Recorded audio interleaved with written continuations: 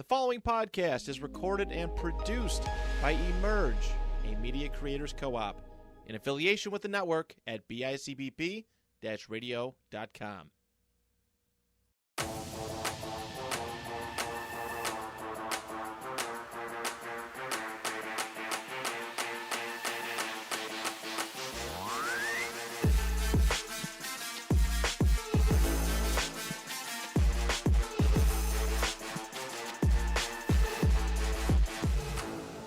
What's up, dude, and welcome back to the Tank Talk Podcast. This is Tank Lettieri speaking into a microphone here out of Emerge Media Creators Co-op in beautiful Niagara Falls, New York. Well, maybe not so beautiful now. The weather's starting to flip on us a little bit. This wind is picking up, man. Yeah, it changed quickly. Man, it was like, what, 70-something degrees the other day now? Yeah, wind chill, boom. like 40. Man, it's getting out of hand here. We are definitely transitioning. Maybe we're skipping over fall, going right into winter here. I mean, Western New York weather, what are you going to do? But for those that celebrate, happy Columbus Day, happy Indigenous Day, and for our listeners up in Canada, happy Thanksgiving. Hey, we're all thankful for something. That's right. To my right, as you can see, Donnie's up in Canada celebrating Thanksgiving with his family up there. Donnie the Fourth was able to make it, though. But Donnie the Fourth was able to make it, as you can see here. Dedicated to the show. Little guy. He's here in spirit with us. And to my left, joining us, as always, the one and only Brother Brent. No cowboy hat this week. No cowboy hat, no Bills gear. Man, he had not this week, at least. Yeah, down in the dumps this week, man. One part of the fit would have fit in well with this episode, which that's a little teaser. A little teaser for you. I don't know what he's talking about. And to his left, it's in spirit, Nola's dad.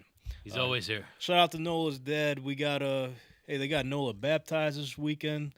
Beautiful little celebration there.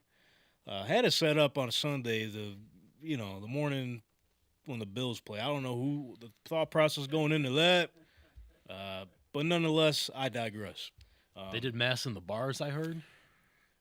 Yeah, that's what I heard. They were able to mean, do the that. Governor opened up the bars early for us here, but don't want to keep our guests waiting because we are joined today with the owner of HOU.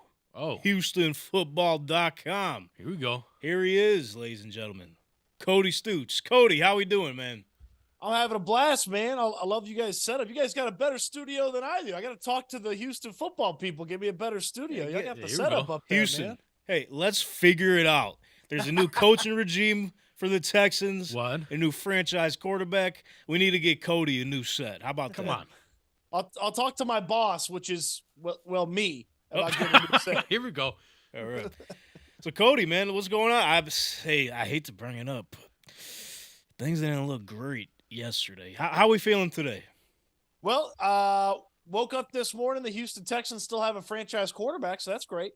Finally, right? Look, C.J. Stroud is going to make you feel good even in a loss. Yeah. The tough part about a game like that is you felt like this team, the way it's built, the way it's constructed, the Texans could have won that thing Easily. But that's not a feeling you had a bunch over the past couple of years. So even in defeat, you're feeling like, oh, okay, like this thing's still headed in the right direction for a team that's been in neutral for 2 years to even head down this direction, slowly crawling towards relevancy in the NFL, slowly crawling that way to be actually going down a road instead of just stuck in the mud like they were for 2 years. Like, that's a good feeling.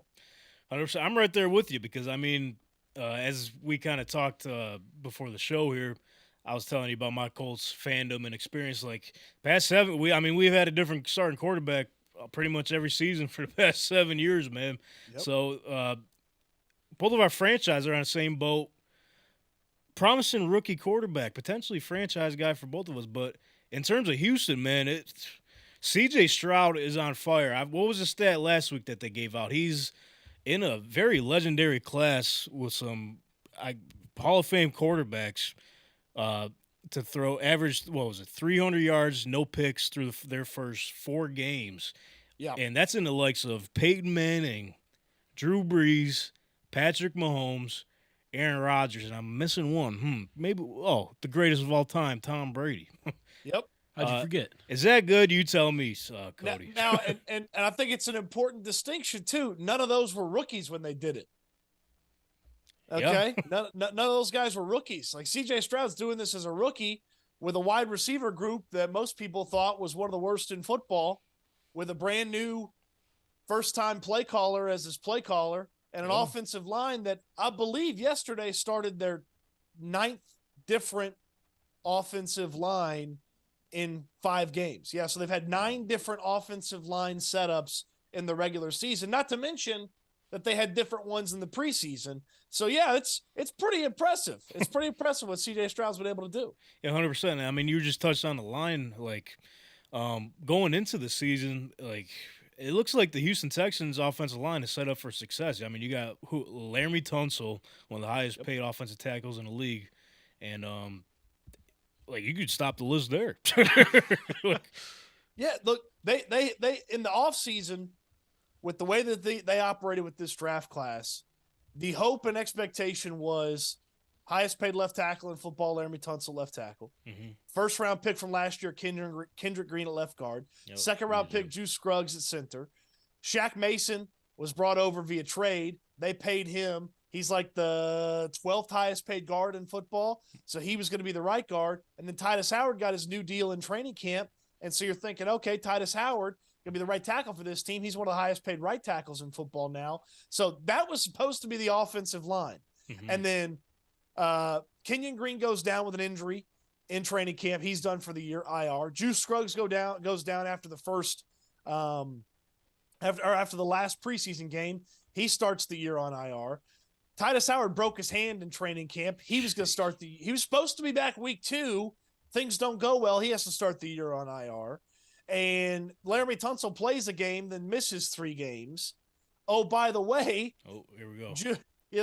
You had the backup left guard, Kendrick Green, who came in. Uh-huh. He's gone for the year. He tore up his knee. Josh Jones, who was the backup left tackle, backup left guard, he broke his hand or messed his hand up, whatever the official injury designation is. Like, it's just thing after thing after thing with this offensive line. And somehow they went from no sacks, or they went from 11 sacks in the first 2 weeks to no sacks the past few weeks. It's been really impressive. And my goodness, they get some continuity. Maybe they'll be able to run the football a little bit, and this offense goes to another level. Yeah, especially with Damian Pierce. I mean, he's a dog back there. You just picked up Devin Singletary. I'm not sure how he's performing this season. I think last week he did okay, but like things are starting to come around down there in Houston. But before we get into more about the Texans, let's talk about you a little bit, Cody, just for our listeners. So what's the, origin story of Houston football, and how long have you covered the Texans? Yeah, so I've covered the Texans for, a long time, since I was working back in Lubbock, Texas. I went to Texas Tech and started my career in radio up there. Just the weekend guy, the producer, and just kind of got more and more opportunities. But, Lubbock doesn't have a pro team. They just got the Red Raiders. So you get a lot of transplants from all over Texas. So you end up talking a little bit of everything. But then I had the chance to come back to Houston. I'm from Houston. I had the chance to come back to Houston in 2014. And then I was covering the team every day, started as a beat reporter for one of the radio stations down here, and was doing that a lot. Moved up a little bit, so I was doing more radio hosting and things like that the past few years. Had a stint with Sports Illustrated covering the Texans. Okay. So I've covered the Texans in some way, shape, or form since 2014, almost every day. And then this past summer, just felt like the time was right to start up Houston football. So it's my website where I do all my writing about the Texans. And I also do a ton of YouTube videos about the team as well. And just really wanted to dive in on just the Texans, because in Houston, we got one of the best baseball teams in all of baseball. You got a lot of college transplants. So you talk a lot of college football, which I love me some college football, but I wanted to cover the Texans every day. Felt like it was an exciting time for the team, exciting opportunity for me. And so, started my own deal, and I'm my own boss now. And let me tell you, some days my boss is real lenient, and some days my boss is real tough on me. So yeah, I'm with you. It's a lot of fun, man. I really enjoy it, and the Texans are great to work with from a media relationship standpoint. They've given us plenty to talk about here through the start to the season. So That's great. It's awesome, man. I've been really enjoying Houston football. That's amazing, man. So you went, as we talked about, you went through the bad times. and a lot of the good times. But you said you went fully covered Houston, Texas football 2014. So right before the Deshaun Watson era. So could you explain like what that sort of transition was like? Because once Deshaun Watson got there, I mean, we won't get into the all the off field stuff, but in terms of Sure. when Deshaun was there at a high level, like what was like the vibes like in Houston? Because you guys were like a top contender. You were right up there with the Kansas City Chiefs. Man, I tell you what, it was a weird couple of years getting to Deshaun Watson. The Texans are one of the best teams in the world in 2011. Matt Schaub, blows up his foot, has a Liz Frank injury on a QB sneak in 2011. That team falls apart. They don't win the playoffs. I mean, I still believe to this day, most Texans fans will tell you, if Schaub was healthy, they play for a Super Bowl that year. I don't know if they win it, but they play for a Super Bowl. 2012, he comes back. They're still good, but they're not as good as the previous year. Everything goes to hell in 2013. They get to Bill O'Brien. And then O'Brien's playing QB musical chairs for 3 years. Billy Old Stooge, huh? Yeah, man. You've got, let's see, Ryan Fitzpatrick to Ryan Mallett to Tom Savage. Brian Hoyer was in there for a minute. Case Keenum played a couple of games. Then they make the big investment in Brock Osweiler. That goes to hell in a handbasket because Brock stinks. Shit. And then Rick Smith, who's the general manager at the time, takes a big swing and goes up and gets Deshaun Watson in the 2017 draft. And there was a ton of excitement around Watson. He's coming off that championship against Alabama, and he got in there, and it was apparent from day one he was better than Tom Savage. O'Brien's an idiot, starts Tom Savage for a half, first game of the season. Then Deshaun comes in. They don't look back from there. He has some of the most impressive rookie stats despite only playing. I think he only played 7, started 6 games that year. Yeah. And then he blows out his knee. But coming back, even 2018, 2019, you still felt really good about Deshaun Watson. You mentioned up there with Kansas City. I mean, you're in Kansas City. You're up 24-0. Yeah, I was going to say, what was it, 24-0 at half? Yeah, you're up 24-0 on the Kansas City Chiefs. And, next thing you know, the Chiefs are just storming back, and the Texans had no answer. And at that point, you kind of wondered with the team. You're like, okay, like that was a really good team. That was one of the best chances they were going to have, because here's the big thing about that Kansas City Chiefs setup. You beat the Chiefs, you host the AFC Championship game, because the opponent next week was the 6-seeded Tennessee Titans. Yeah. So you'd have hosted the AFC Championship game, but you blow a 24-0 lead, in large part because Bill O'Brien just mismanaged the hell out of that game. And they should have left him on the tarmac in Kansas City. They not only did they bring him back, but he got more power with the organization. They trade DeAndre Hopkins, and stuff kind of falls apart from there. And even coming out of 2020, look, the team wasn't very good, but Deshaun was the league's leading passer. But you still didn't feel like you were headed in the right direction. Even if you felt like you went out there and got a really good coach, got a real general manager, you still felt like there was a little bit missing from this team. And then, everything very strange happens after that. Deshaun wants out ultimately. Shit just hit the fan, so to speak. You know what I mean? That's the easiest way to put it. Because I mean, the whole Deshaun thing, and then what was it that came after? You know better than me. So there's a timeline. Deshaun requests a trade, and there's plenty of teams that would be happy to trade for him. Mm-hmm. But then the legal stuff pops up, so then everybody backs off for an entire year. So you got a whole year, which that was the Trevor Lawrence and Zach Wilson and Trey Lance and Mac Jones and Justin Fields. Like that was that quarterback draft class. So you're thinking, okay, well, if Deshaun wants to get traded, they're going to draft a rookie. Well, they can't trade him. So then the next year there's, you don't have the first round pick. And so it's like, cause you're conveying it on the Tunsil deal. And so you're like, okay, well, that's not good. Yeah. So it just went to, it went to hell in a handbasket real quick. It all worked out though, because there wasn't a quarterback worth taking last year. Yeah. So you took Derek Stingley, took Kenyon Green, Kenny Pickett obviously goes to the Steelers. You didn't take him. The Texans were never interested in him. And then they end up with this opportunity here in a 4 QB class, 3 QB class, however you want to say it. And they end up with CJ Stroud. They get a little lucky. Most of us, hand up, myself included, wanted Bryce Young. And they get a little lucky. CJ Stroud seems like the real deal, man. So they finally got a little luck on their side. And it's just a long, tumultuous. It felt like Andy Dufresne those couple of years, just crawling through the bowels of Shawshank. you know, Yeah. through Well, I was gonna say, 50 like you football mentioned fields of crap or whatever.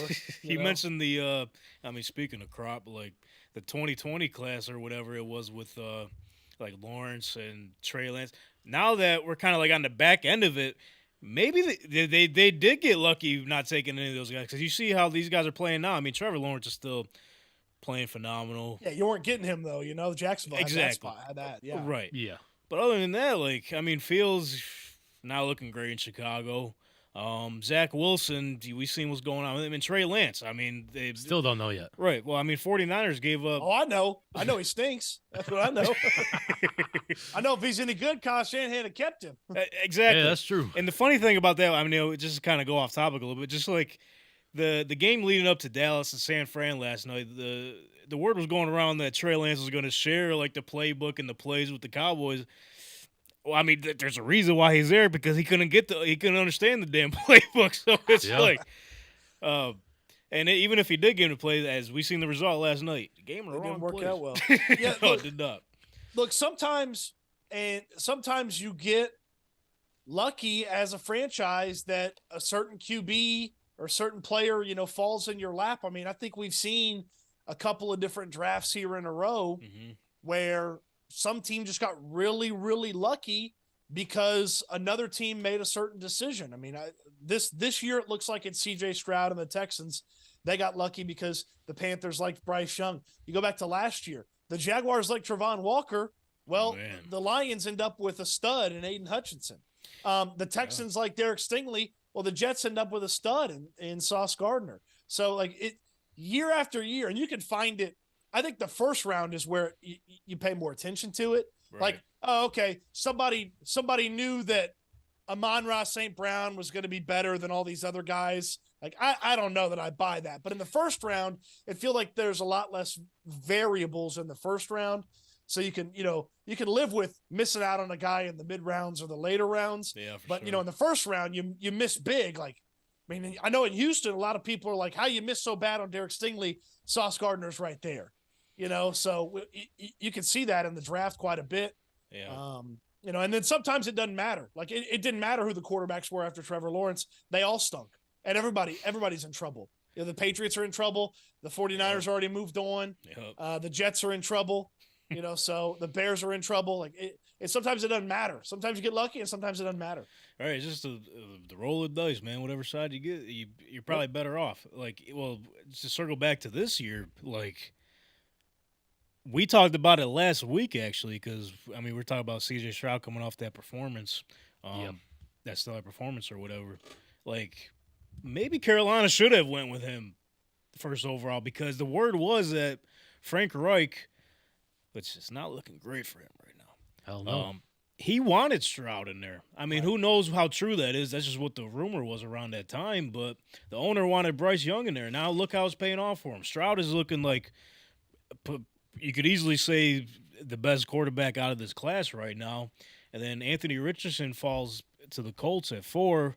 I mean, we'll see how that. I mean, he showed some promise, but nonetheless, like, Panthers really screwed this one up.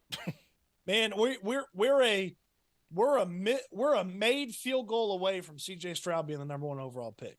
Like, I truly believe that if that idiot kicker for Ohio State makes the kick in the semifinal of the playoffs, then C.J. Stroud plays for a national championship. They would have won.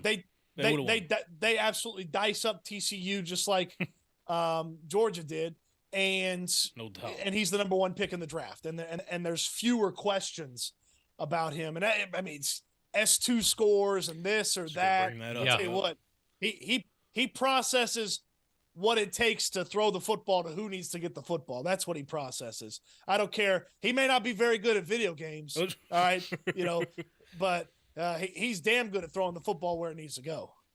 Yeah, you're damn right. So with that being said, like, so what's your thoughts on his performance thus far this season? Because, like, I'm looking at his stats right now. I have him pulled up. He's been doing amazing. His completion percentage is sitting at 61.3. He's at 1,461 yards, averages 7.9 a throw. He's got 7 touchdowns, and the biggest stat that stands out to me, right, 0 picks. This dude is efficient as hell. So what's your thoughts on his performance thus far, and could he potentially take the Texans to the division title? We'll see. Like you said, no one was expecting like shit out of this receiving core. He's made a star out of Tank Dell potentially. Nico Collins is coming around. I'm not sure what John Michie's doing, but they got the veteran Robert Woods in there. So like, Yeah. what's your thoughts going into the rest of the season? Like, what are you expecting out of him? The way I kind of explain what CJ Stroud's doing is he's putting together final 5-week tape in the first 5 weeks. Like this is stuff that we expected him to do and to grow into in the final stretch of the season. And then he's coming out here right off the jump and he's doing it. I mean, you listen to some of these guys that, and look, I'm not a breakdown film guy. I watch the TV copy like everybody else. Yep. I tell you what I see, and then I talk to people that do breakdown film, and I kind of relay that information. You watch these breakdown film guys talk about CJ Stroud, and it's like, well, not only do they trust him, but they trust him to do some high-level stuff, and then he goes and does the high-level stuff at the quarterback spot. I mean, last week there was a big conversation about how well he uses his eyes to manipulate safeties and put them where he wants to be and then makes the throw to where the spots that they vacate. And I was just watching some of the stuff from earlier today. I was just watching back and going through some of the plays, and I'm like, well, there goes those eyes, moving that safety around a little bit. And that's like 10-year veteran, like, thing you see out of him.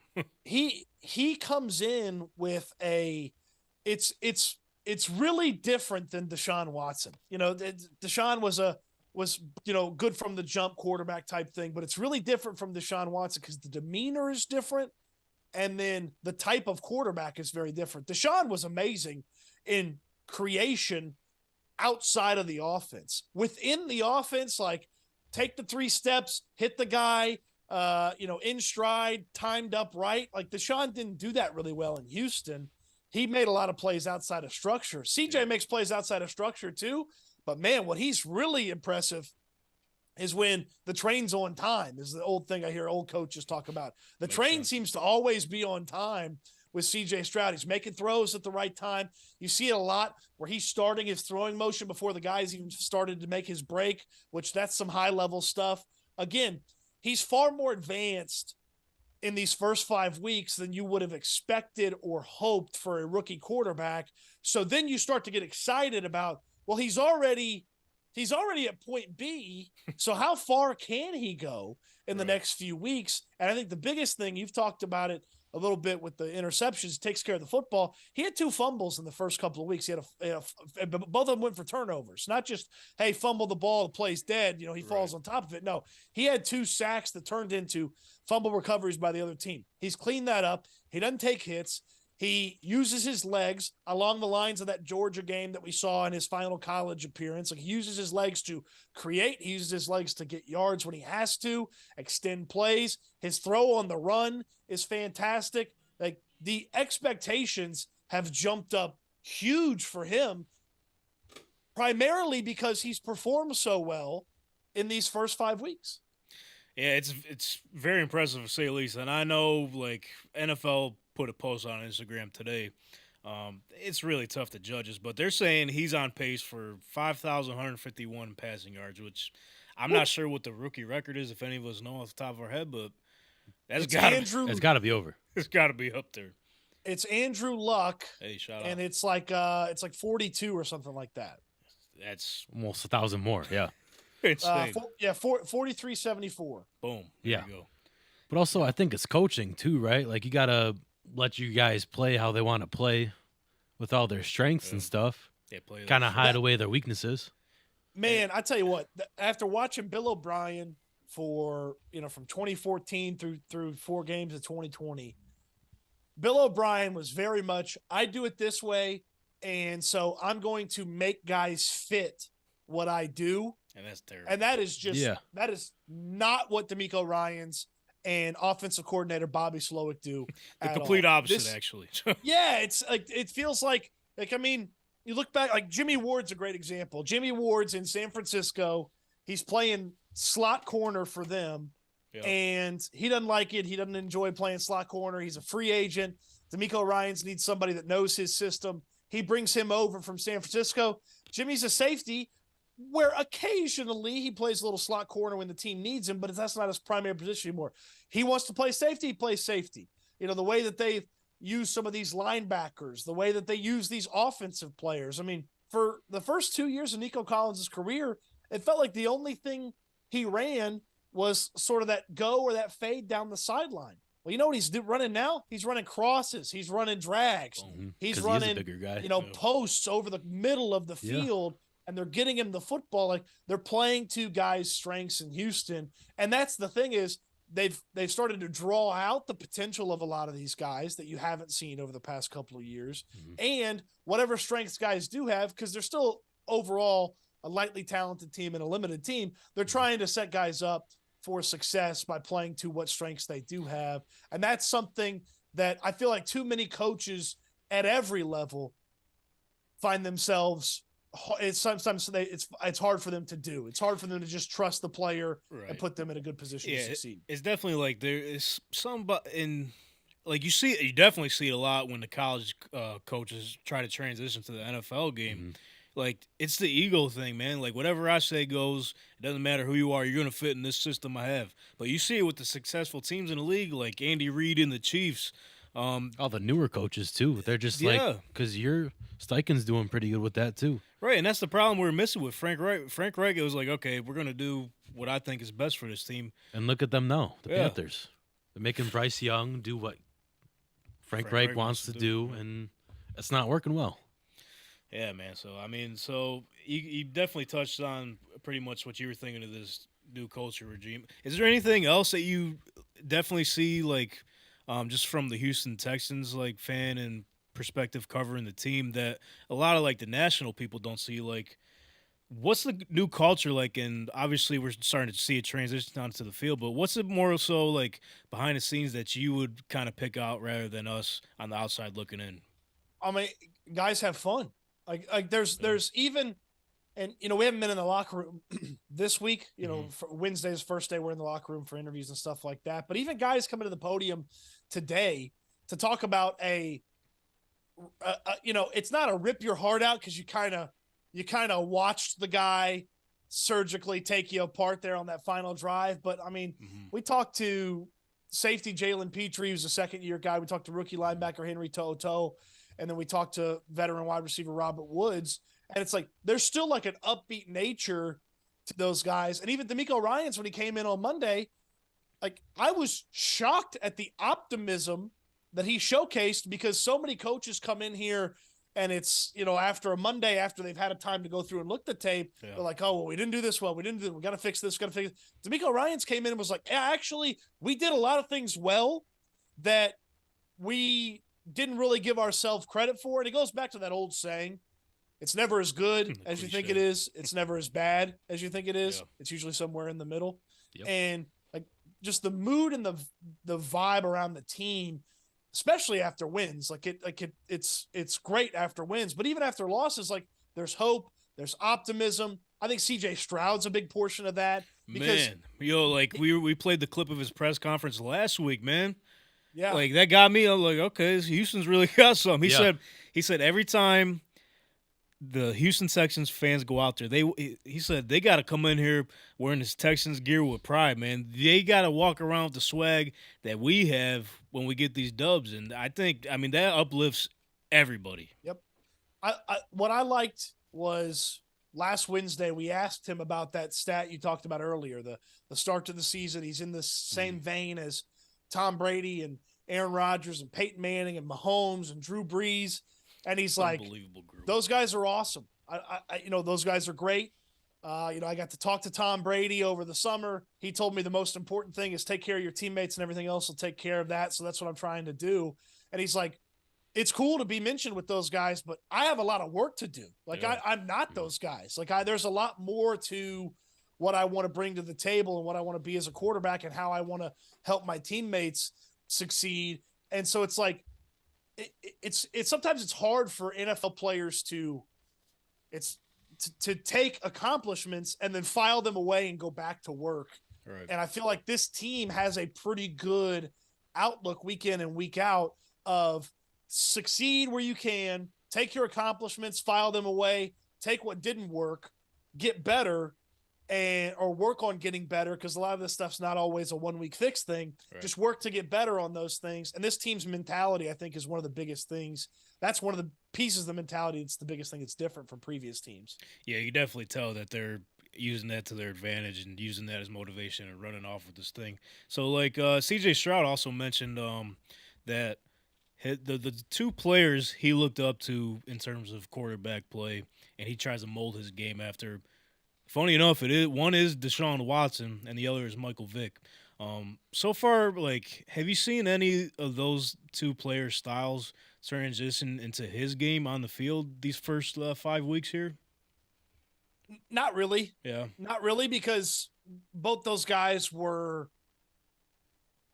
they killed you when they got out of structure. Mm-hmm. And CJ Stroud he kills you when he's in structure. Stick to the script, yeah. You know, when the train's running on time, like I said earlier, right. Like that's where he really attacks and dominates defenses and makes incredible throws and reads the field and stuff like that.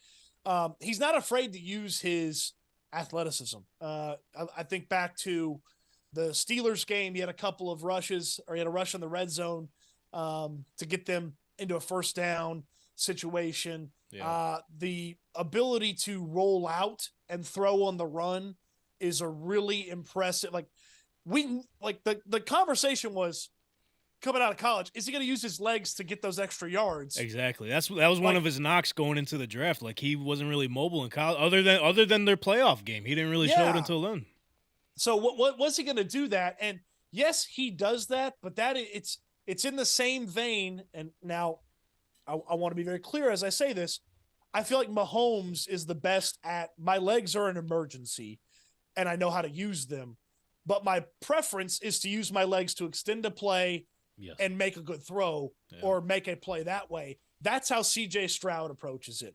Is the legs are an emergency. He doesn't want to run the football, but if he has to, he will. He far prefers to extend a play, however long he needs to extend it, to just find one open guy and try to make the throw. That's something that I think is a Watson and a Vic thing to his game. But again, that's all as he needs it. That's not necessarily the way that they built it or the way that he prefers to operate. Oh, definitely. Hey, Anthony Richardson, Shane Steichen, if you're listening, use the legs as an emergency, and let's just sit in the pocket for a little bit. Stay healthy, because we need you, pal. Because we want to see C.J. Stroud and Anthony Richardson for the next 20 years. Because even their matchup earlier in the season, you could even say for yourself, I'm not sure if you were in the building or not, but that matchup was electric. Yeah, I mean, look, that was the thing for Anthony Richardson, was going to stay healthy. It's a guy that had a lot of health issues in college. Yeah.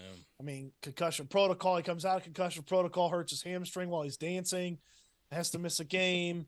Had this or that pop up, but he stays healthy. Like, you can clearly see the talent. He's got a great coach. Yeah. If the Texans didn't end up with DeMeco Ryans, my hope was Steichen.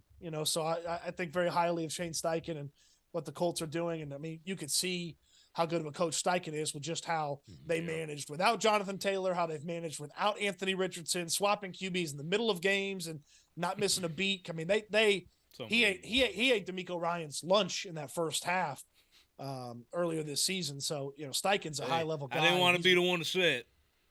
No, I didn't want to be the one to say it. Look, DeMeco Ryans has had some moments where the other guys really got into him. I think Steichen in the first half against Indianapolis is probably the best example, but Arthur Smith, and this was something I was thinking about heading into this game yesterday, Arthur Smith and the Falcons got the 49ers 28-14 last year.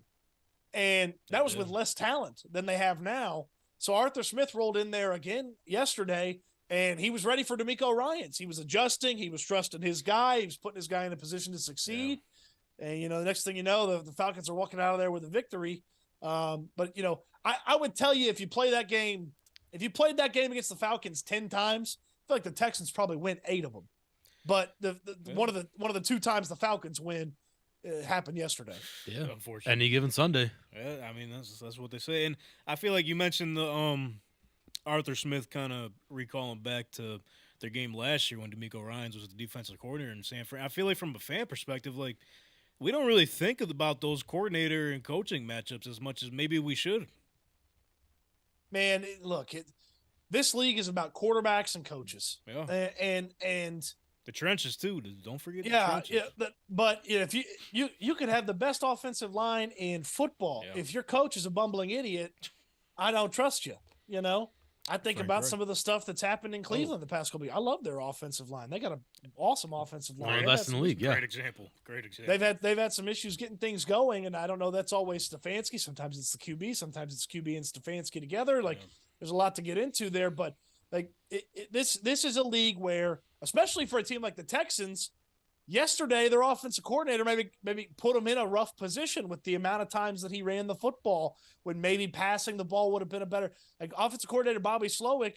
D'Amico didn't call the offensive plays. He just got to get that defense ready, and the defense played pretty damn well for most of the game.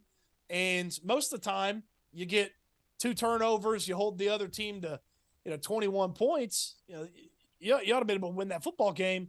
The offense didn't take care of business. Well, part of that's the offensive coordinator, part of that's the quarterback, part of that's the offensive line. But hey, could you have run the football a little less? Could you have run the football in different situations? Could you have not done this silly ass toss play 5 yards behind the line of scrimmage that they did 3 times that lost 20 yards? Oh God.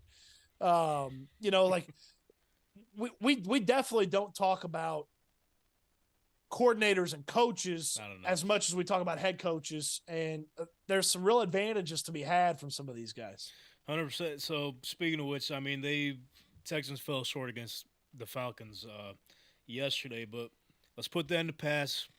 Let's move forward to this week as the Texans take on the New Orleans Saints. So Cody, I'm gonna ask you, so what's your expectations, or so to say, your keys to victory and success for the Houston Texans this upcoming week against the Saints, who just came off an impressive 34-0 win against the New England Patriots? Man, is it impressive to beat the Patriots like that anymore? I mean, it's always impressive. I mean, we're getting to the point. I mean, it's looking real rough for them. It's always impressive when you shut out a team. So I can't be too critical. I think this is, to me, this is one of the spots where you love as a coach to have your team. And here's what I mean. All right. This team's coming off of a game where basically at halftime they knew they were going to win. And you're coming off a game where you felt like you left something on the table and you should have won. Yep. And those two things usually coincide for an incredible week of practice, guys doing a little bit extra. And this Saints team, look, they're old on defense, but those guys are old and still in the league for a reason. Yep. So, you got to show the Saints and the Saints defense the proper amount of respect. Their head coach, Dennis Allen, he's been coaching defense in this league for a long time. You got to show them the proper amount of respect. But if you're the Texans, you're sitting here 2 weeks ago, you diced up the Pittsburgh Steelers. That's supposed to be a really good defense.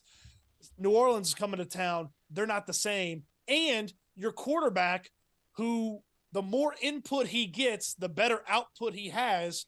C.J. Stroud admitted it. Robert Woods talked about it on Monday. Mm-hmm. He said, look, the Falcons showed us stuff that we hadn't seen before. The Falcons showed us stuff that they didn't show us before. So it was tough to adjust sometimes. I think the way C.J. Stroud put it was some of the plays they ran, maybe there were less answers to the question about where to throw the ball because of the defense that the Falcons ran. Well, the more you see that, the easier it is for your rookie play caller and offensive coordinator, Bobby Slowick, to adjust, and your rookie quarterback to adjust. And so I feel like for the Saints, it's a nice matchup. The Texans have to run the football better. You would think with more practice and that same offensive line hopefully in place again next week, you'd have an opportunity to build some cohesion and run the football a little bit better. But I like the spot for the Texans. You got to be able to put some pressure on this opposing quarterback. I mean, Will Anderson, he gets double teamed a ton, and I know that ESPN's got the pass rush win rate, and he's looking great at that.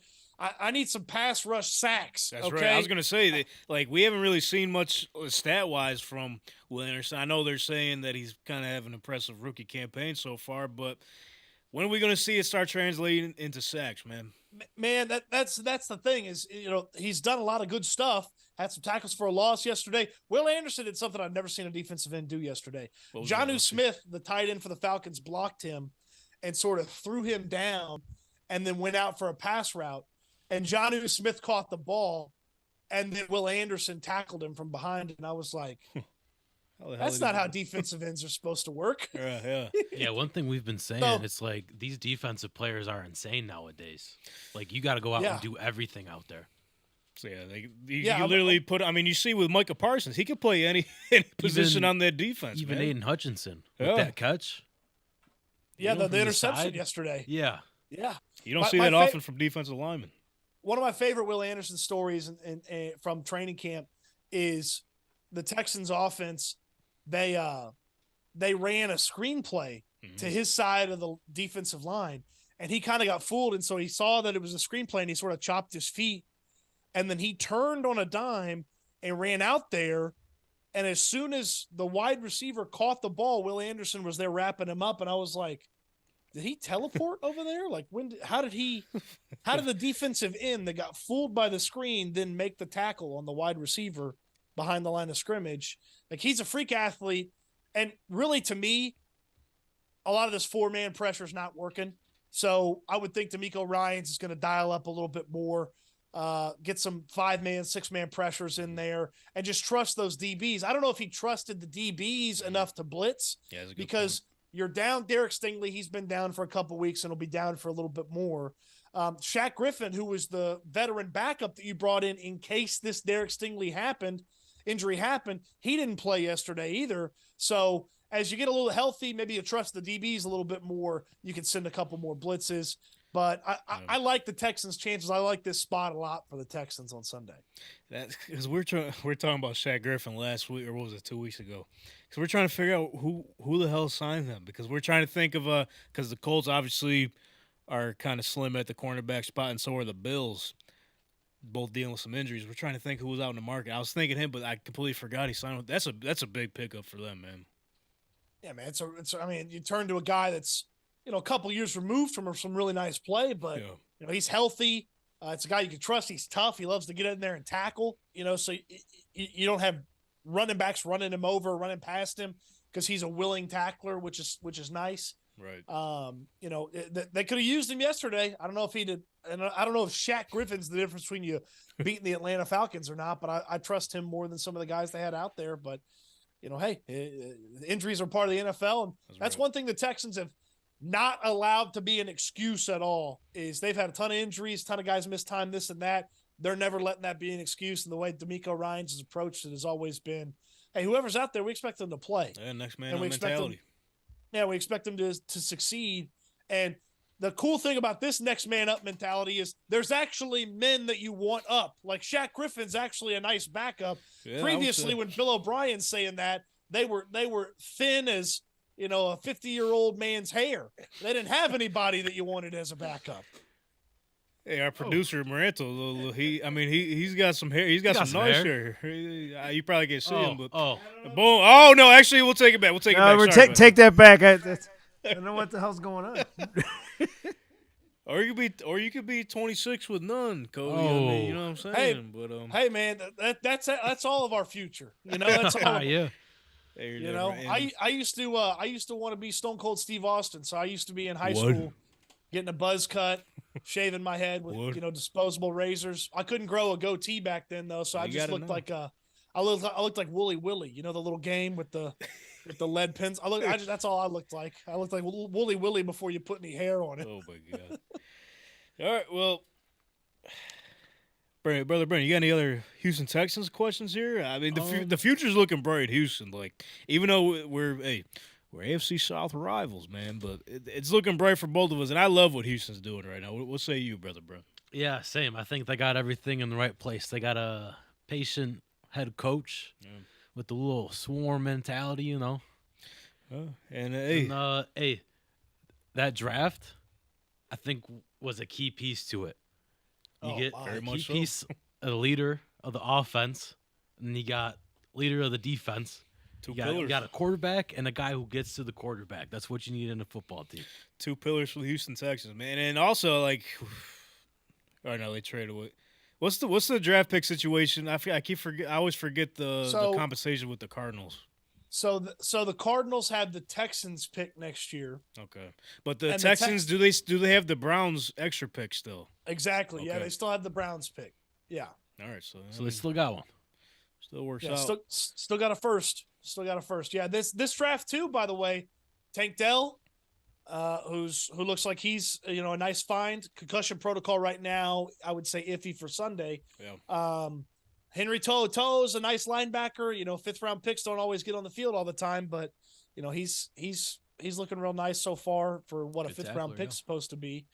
They drafted an end out of TCU and Dylan Horton. He doesn't get as much run, but he's made a couple of plays here or there. Okay. And then hopefully Juice Scruggs gets on the field soon, helps solidify that offensive line. And then their center, because they're on their third center now, because their first guy got hurt in training camp. The second guy was Juice Scruggs. He's been hurt. So Jarrett Patterson, their rookie center out of Notre Dame, he's been starting, and he's been as good as you could have hoped for a fifth round, pick to start at center as a rookie. Okay. Yeah, things are starting to look up for Houston. So we're looking forward, Cody. We really appreciate your time here today, man. Yeah, man. Thank you. Really looking forward to seeing what you got written up at HOUfootball.com. That's Houston Football.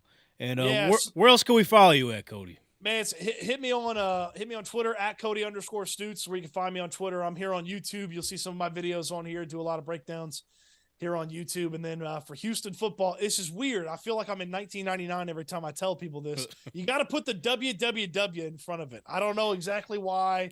I found that out the hard way. I'm not gonna lie to you. So you probably got some Twitter notifications today. I kept trying to tweet. I'm like, why? I'm clicking on a link. I'm like, why isn't it's not loaded? Yeah. Like I was like, it's a real website. It's legit. And so I did that. I was like, okay, here we go. www.houfootball.com. So I got the breakdown from the game. I'll do my 1 day later post that's coming up here this evening. Where one of my big things about that, my favorite thing about that is I call it Stroud's Significant 7. Go through 7 throws from the game, Clever. what they mean, how impressive they are. So that's some of the fun stuff. I got all sorts of stuff on there. Free content, paid content. You don't want to pay, that's fine. There's plenty of free stuff on there for you. Boom, And then the YouTube channel as well. So I appreciate you guys having me on, man. Of course. And we're going to have to reconvene this season. Maybe we were talking about it before we got going. Maybe that final week of the season, that Colts-Texans matchup is a little AFC South Championship matchup. That's right. We're fingers crossed for primetime, man, because the league needs Anthony Richardson and C.J. Stroud on primetime television. I'd love that. Let them do what they do best. That's right. And we're going to let you do what you do best, Cody. So thank you for stopping by, and we're looking forward to hearing from you in terms of Houston, Texas football the rest of the season, man. I appreciate you guys, man. Anytime. Y'all know how to get in touch with me. Yes, sir. We'll talk to you soon.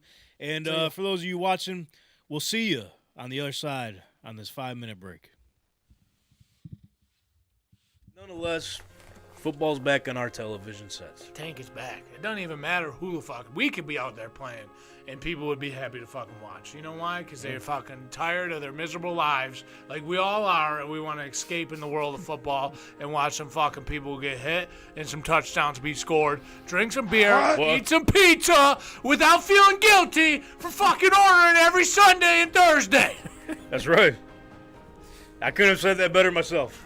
The energy of the show is back. It's back. God damn right, dude. I said the other day to my wife, I said, we were sitting there, we went to breakfast Sunday morning. I'm like, fuck, I cannot wait to wake up every Sunday. I'm going to hit the gym real fast, pump a little weights, check my bets, make sure everything is placed in the right places. Maybe do a little cardio, because I know I'm going to be indulging in some pizza later. You're damn right. Then we're going to leave the gym with the baby. We're going to go to breakfast spot. Kalamata's in Lockport. Shout out, little Greek joint. We're going to get ourselves a gyro and feta omelet. 2 extra eggs, baby. We need the protein. Send it over. Hey, give me the hash browns on the side, a little bit of sourdough toast. Okay. We're going to go home. We're going to go get our Zoobies on, our Zuby shorts. Good. We're going to be wearing our fucking 2 sizes too big Buffalo Bills t-shirts on so the belly don't poke out when we're sitting in the chair watching the game. And maybe potentially in a couple weeks I'll be able to, send you a direction to where you can get your Zubas and your Buffalo Bills t-shirts or whatever else team you want to wear or represent. Head over to T-Shirt University and get 15% off your purchase. Let them know that the Tank Talk podcast sent you. And then what we're gonna do after that, Tank, is after we get our Zubies on, fresh t-shirt, we're gonna sit our fat asses on the couch. We're going to look at the pizza places, maybe try a different one each week just to kind of keep some variety in our life. It's a long season. I'm going to ask Scaly, hey, what do you want today? She's going to say, it's your choice. And then we're going to go back and forth for 10 minutes on what the fuck we want. But you know what the ultimate choice is? We're going to get a half tray, half cheese, half pepperoni. We're going to get 20 wings, half barbecue, half hot. Bring them to the house. We'll have the cash ready for you. And we're going to sit there until 9 p.m. that night like a slug on a rug and do nothing but watch America's fucking game. Football, baby. It's back. Let's go! Can't fucking wait.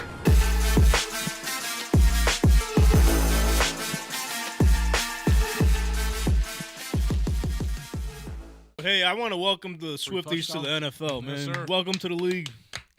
Hey, Big Red said, bring me a cheeseburger. We can't because they're all Chiefs fans. So fuck it, dude. I'm a Chiefs fan now, too. They would pick the most annoying team to join. Yo, I love Travis Kelce, man. That's the dog right there. And the Swifties. Him and Jason. hey, he got swag.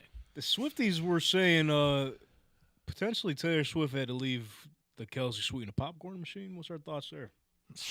Did you see The the famous line team, of come on. security out there for? Yeah, let's take a look here. We got to pull up on X Barstool Sports tweet. Couldn't have teleported, so So as you see, boom, they're all waiting for Taylor Swift out here, and they don't realize she might be in the machine. And by the way that employee's walking that thing, it looks like Taylor Swift could potentially be in there because you think that popcorn bag should be in that container. yeah, no, she swiftly got that. Oh, That was clean. Just ain't nothing. Allen in trouble, and down he goes. That's great. This is what I'm doing on the Jets all year. Garrett Wilson. Wow! What a catch! Touchdown! Wake the fuck up. What is that? The Jets ain't about to do nothing, bro. Pass is picked again. Guess who? Brees Hall has a broken leg. Dalvin Cook's 50 years old. Handoff is to Hall. There goes Brees. Here's Cook over the right side. And I don't care about the defense. Allen lost the snap. Ball comes out. Nah, because they ain't got the spread big enough for this bum team. Hits the Jets. And he's going to go. Jets win it. We all saw the game this week. I may have been wrong on the Bills and Jets. That defense did their thing. Now, I don't know what Josh Allen was doing out there. Somebody got to get this man some context. Their 40-year-old quarterback lasted 3 plays, and they still won. So for that, I got to take this time to apologize. For absolutely nothing, boy. I'm doubling down. The Bills are nice. See this weekend, they're going to smoke the Raiders at home. Then watch what the Cowboys do to them Jets. Good defense is all you got. That's all they got. Jets are some bums. Give them 8 wins on the season, tops. Get out of here. To week 2.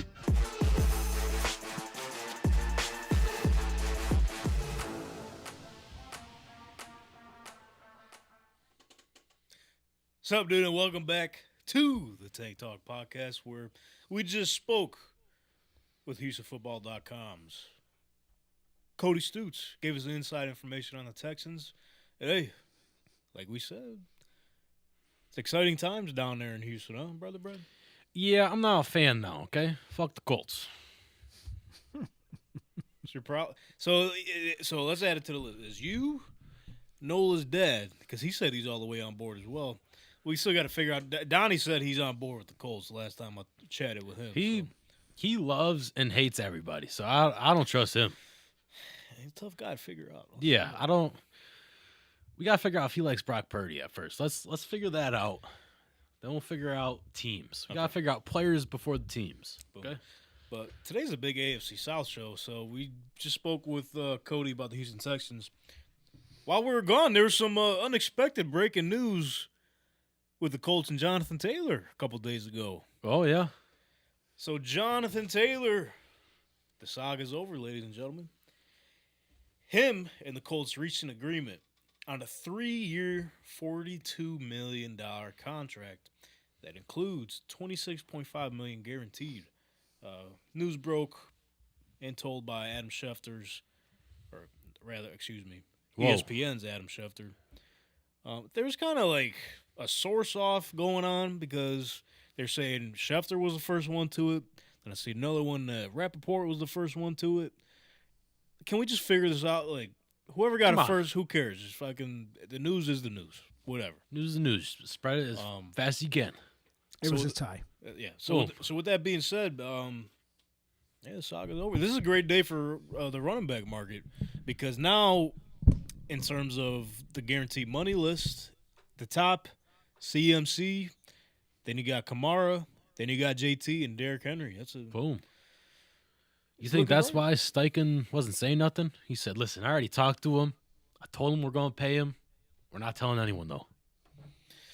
Yeah, because, I mean, so let's get this straight. The media screwed this shit up. The media stinks. We already knew that, though. That's one reason why we started this program is to kind of switch gears and try to, uplift. Uplift. I'm not gonna lie to you, this Starbucks, man. He barely drank it. I'm halfway through. I know. Zoinked. Zapped. Bonds. So, yeah, they made this whole thing seem as worse as possible. And I know the agent, I don't know how to say his name, Mali, Kawa, whatever. Nonetheless, JT's agent and Jim Irsay brought this negotiation public, right? And it got ugly. So really, the whole thing was that, let's look at the timeline. Irsay posted about the running back market on Twitter. JT's agent responded. Before that, JT was saying, we're going to talk about the contract negotiations in the offseason. I'm going to retire a Colt. We'll talk about it then. After that, he said, nah, I'm getting a new agent. I want $20 million guaranteed. And if you ain't going to give it to me, well, I want to trade. So that shifted everything. Was sent to rehab his ankle or injury, whatever he had. People thought that he wasn't injured. Oh, right? He did the same thing. All right. They're saying he's not injured. He just doesn't want to be a Colt. He doesn't want to be there. What's that about? So now, like, he comes back, right? He comes off the PUP list. He's been in the building this whole time, which was not reported. Getting his rehab done. They're trying to get answers out of Shane Steichen. He's like, listen, our conversations are private here. We're working through things. He's rehabbing. Once he's 100% healthy, which is the number one goal here, which Chris Ballard also mentioned, like, we'll talk about it then. Yeah. So now he gets healthy. Rehab's over. He finally speaks to the media and is like, look, if I wasn't committed, I wouldn't be here. Yeah. You know what I mean? So he said the number one goal is for me to get healthy. They're trying to get on him. Our friend James Boyd at The Athletic was like, do you want to be a Colt, man? He said, number one goal is to get healthy. And so then that left the media in shambles as well. Like, like he said he don't want to be a Colt. He don't want to be there. He still wants to get traded. Boom, the next day, here the money, boom. Well, also, it gets more clicks when you post something negative about it. It's like, oh, shit, he doesn't want to be there, instead of, he'll probably be back. Then it's like, he'll probably be back. It's fine. We ain't got to talk about it. So it's like, oh, shit, we might have to trade for him, and then, boom, more ideas, more interaction with it. I don't know how, like, they screwed this shit up bad. Hey, that's the media. Yeah, I mean, we're in it now. We're in it now. Are we bad media, though?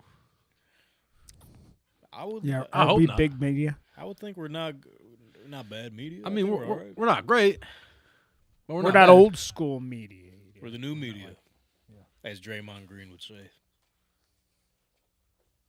We're the new media. Whatever the hell that means. Bro, like, I was through the roof when I got this news because now there's no distractions. We know he's committed.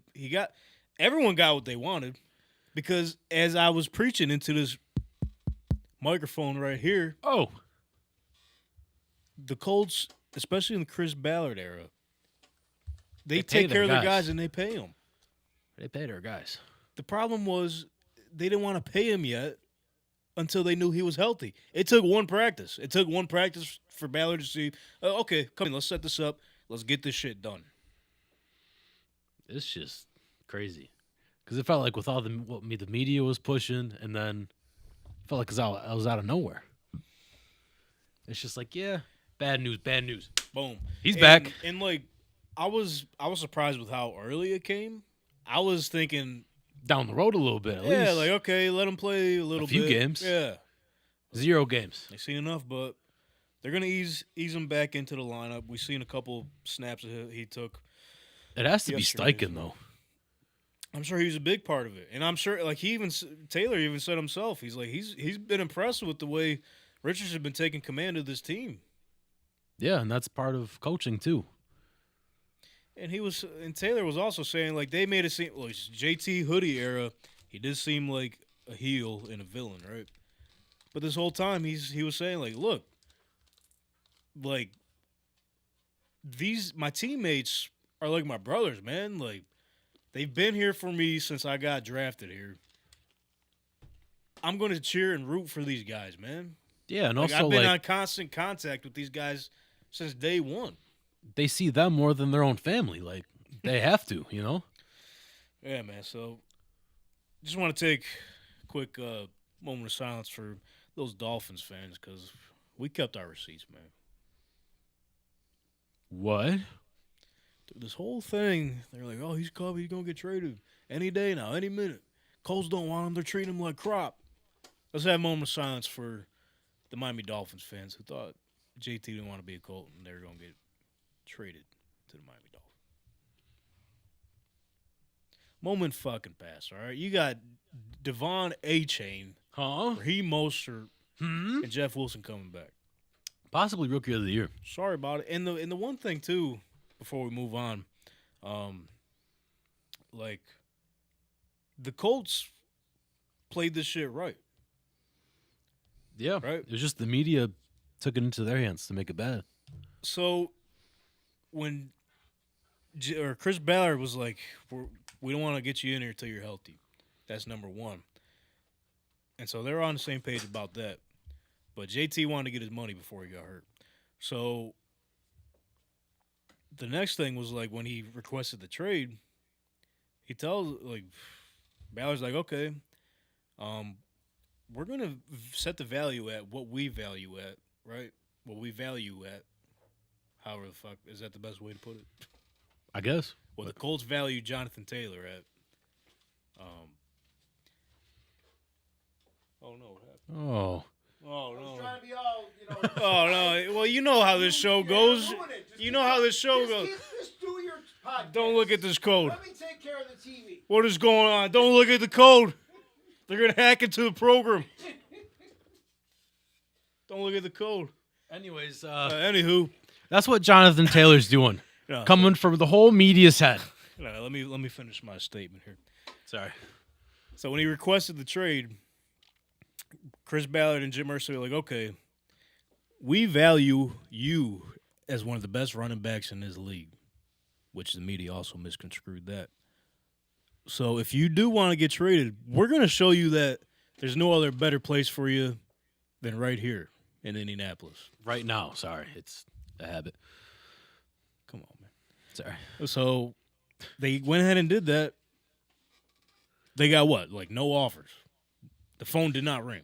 Allegedly, the Dolphins called and the Packers called. But obviously nothing got done because they weren't willing to go pay him that money, and they don't know his health. Yeah.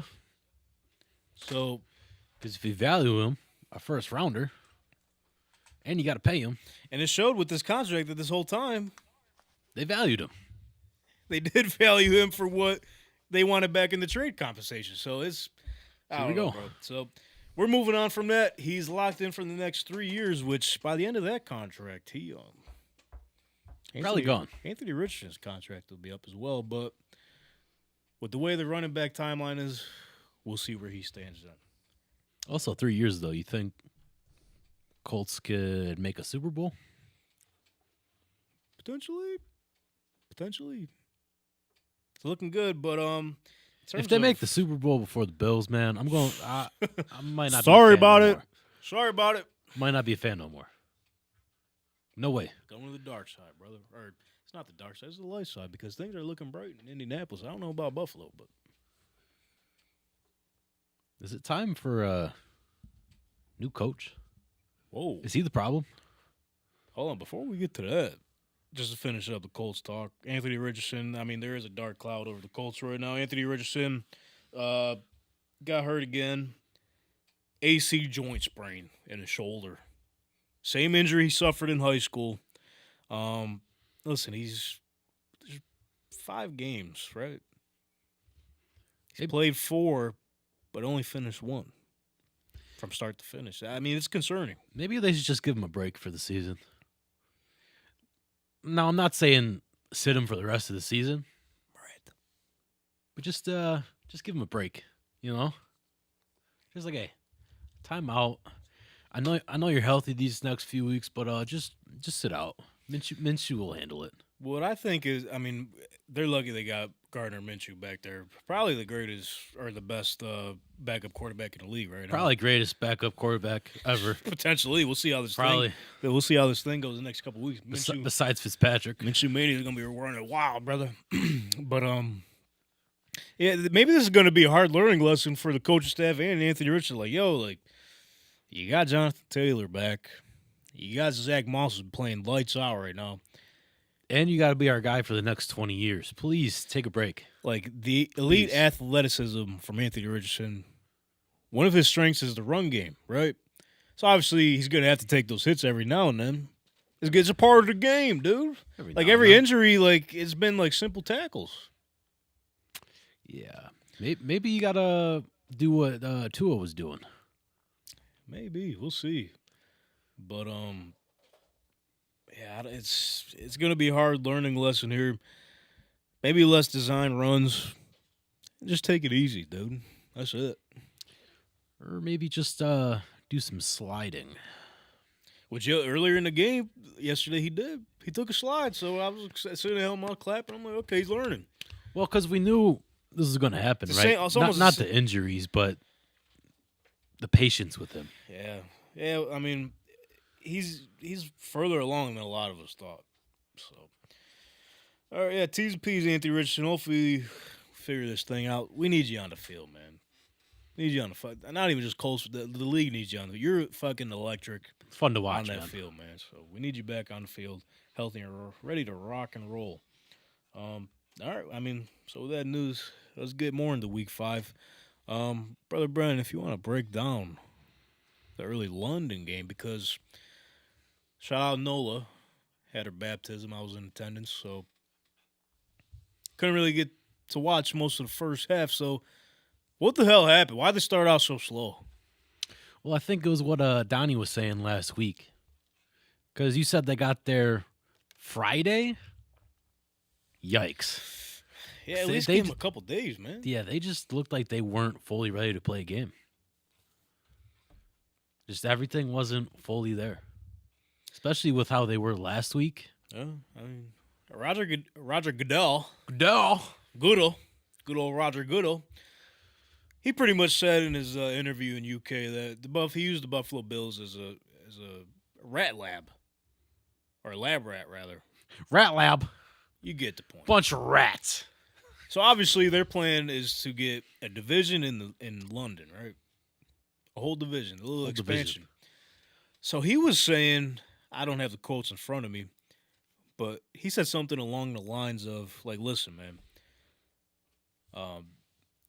we wanted to set up this season a team which is more familiar with London in the Jacksonville Jaguars. Like the Cons. We want to set them up back-to-back weeks in London just to see how they react and treat it while they're there with 2 different teams coming in. We wanted to see if they could potentially cause a competitive advantage for the team that stays in London compared to the team that's flying in. Very weird for them to do this with top tier teams in the league. Obviously, you want the exposure. Buffalo Bills are one of the best teams in the league, right? One of the most expanded fan bases out there. So obviously, that's going to draw eyes to the product. But why would you put them at a disadvantage like that? Like, don't get me wrong. Like, maybe they shouldn't have left Friday. That's kind of on them. But I don't know, man. Like, it's just a little weird to me. Well, I guess it's the same thing with East Coast to West Coast. Like, you're not going to leave a few days before. You want to get a little ready for the time change, you know? Yeah, well, I mean, even like Donnie was saying the other day, like, he thinks it's cheating having the Jags over there for 2 weeks in a row, not having, like, getting adjusted to the time and everything. So I don't know, man. I don't know if they. So like Goodell said, he wants them to have teams in London. What's your thoughts on how they would structure this thing, especially seeing how this weekend transpired, or the past 2 weeks, rather? I guess you just have to figure out traveling, right? Well, that's number one for sure. Because let's say you have the Rams going over there, but that team's already there. You got to get them out early. Because that big of a time difference there. 5 hours. Yeah. No one's going to be able to do that. So here's something I seen earlier today. I can't remember where I got it from. They were saying you got to set up a division there. So they're saying 4 teams, put them in whatever conference. Doesn't make a difference, whatever. Have them go at it, like stay there but travel around. But for the teams coming in, have them play like 2 or 3 weeks in a row with every team in that division. So it's not a competitive disadvantage for them. Maybe it will be for the first game, but since they're already there, they can practice, get adjusted to the time difference, and play those other games so it's an equal playing field. I don't know how that will potentially work out. I mean, because like you said, the West Coast thing, they're not going to send the Rams out there to play one London team, send them back home, and then back to the East Coast. Right, and then go to London again. I mean, that's not fair. Because even if it is a short week for them, they could play an East Coast team and then go over there, like a Bills or a Jets or whatever. Oh, that's a whole nother level. Like, but they would have to do that before a bye, though. Give them time to. I've been reading a lot into this, and it's annoying to me because the way they do the NFL structure schedule, there's always a team. So if there's a European division, and there's a London team and a Paris team and a Dortmund team or whatever it turns out to be, they get 4 teams in London in Europe, which I think is possibly doable. The problem is that those 4 teams also have to come here. Yeah. And so let's just say you're the Germany team. Because they can't. There's not 4 teams in London. There's not 4 teams in England. No. Realistically, it's going to be London, Germany, because they've already showed success in Germany. Oh yeah, for sure. Probably. Can you do 2 in each? Spain and then probably Paris. Like I think those would be your 4 big cities. Sorry to cut you off. No, go could ahead. you do 2 in London, like sort of like 2 New York teams and this and that, whatever? You get the picture. 2 in London and 2 in Germany. You could do something like that. Based on my research that I've done, and I'm not saying it's completely accurate, like look at the number of people that were at the Bills game and the Bills-Jaguars game. What was the number? That stadium's like 60,000 or something like that, 68,000. And it was definitely filled, there's no doubt. But I'm pretty sure the stat that I saw that over half of the people had come from the United States. So it wasn't like probably Orchard Park. Probably like that shit was there's a ton of people in Europe right now that turn this into a European trip. Like they're not going to do that every year. First of all, they're not going to do that every year. So you're depending on the teams that you're sending to Europe. That it's not going to last. Like the fad's not going to last in my mind, based on what again what I've been seeing. Yes, I'm not saying there are no European friends that want to watch American football. But I just don't think there's as many as the NFL's trying to say there is. In Germany, possibly. I think Germany, you got it. But London, maybe. Not. I think those other 2 teams are going to struggle. and it's going to be like the Phoenix Coyotes in hockey. Like, they're going to have a hard time filling these stadiums at these costs. And the blowback from these owners, if you're the Rams, stay with your example, to have to go all the way, like, I don't know, and how you're gonna put two. I just don't think London's a huge city, and I was laughing over the weekend, like, about Bills fans, the Bills Mafia takes over London. London is like bigger than New York. So like, even with 40,000 people in London from Buffalo Bills fans, not to mention the Jaguar fans, there's still like, there's so much other stuff going on in London, just in the world of sports, that are going on at the same time. So I just don't know if, I think Roger Goodell's really big on this. I just think that he's kind of, I look at all the negative that's coming out of these last couple things about, as opposed to the positivity versus the negativity. I just don't know if Europe's ready for this yet. That's my soapbox. Yeah, well, go ahead, brother. I just think it's more eyes and more money for them. Well, I mean, that's what it always more comes down to. More viewership, more money. It's always the bottom line. But yeah, I don't know the numbers off the top of my head, but I'm just assuming, especially with the way technology's advanced with social media and everything, the game's grown probably tremendously over there, probably since they've started going over there. And I think that's only going to keep happening with the growth of the sport and the stardom that all these players individually bring to each team, because now you're starting to see what's big in NBA is what?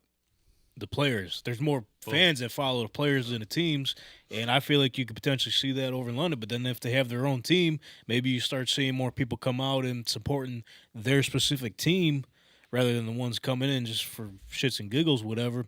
But another thing to think about, too, is I also seen this pop up. There could be an advancement in the type of planes that get flown over there. I forget what the specific one was called, but they were saying they're trying to get one where you could fly out from New York over to London within 4 hours or something. So I feel like once the technology starts to evolve and the transportation starts to evolve, I think that's when you probably realistically see teams over there, make the travel easier. I'm not 100% sure, but I think that's what their thought process is. And I mean, the more they have those games over there, the more exposures they're going to get. So, well, I think you got to get one in Toronto too. Then, I mean, it's right I don't there. know. It didn't work. You know? Though. It didn't. Maybe it had something to do with the Bills though, because that's when they were bad. I don't know. I still feel like that they're missing a bigger market in Mexico. I feel if you had a Mexico City NFL team, it would be huge.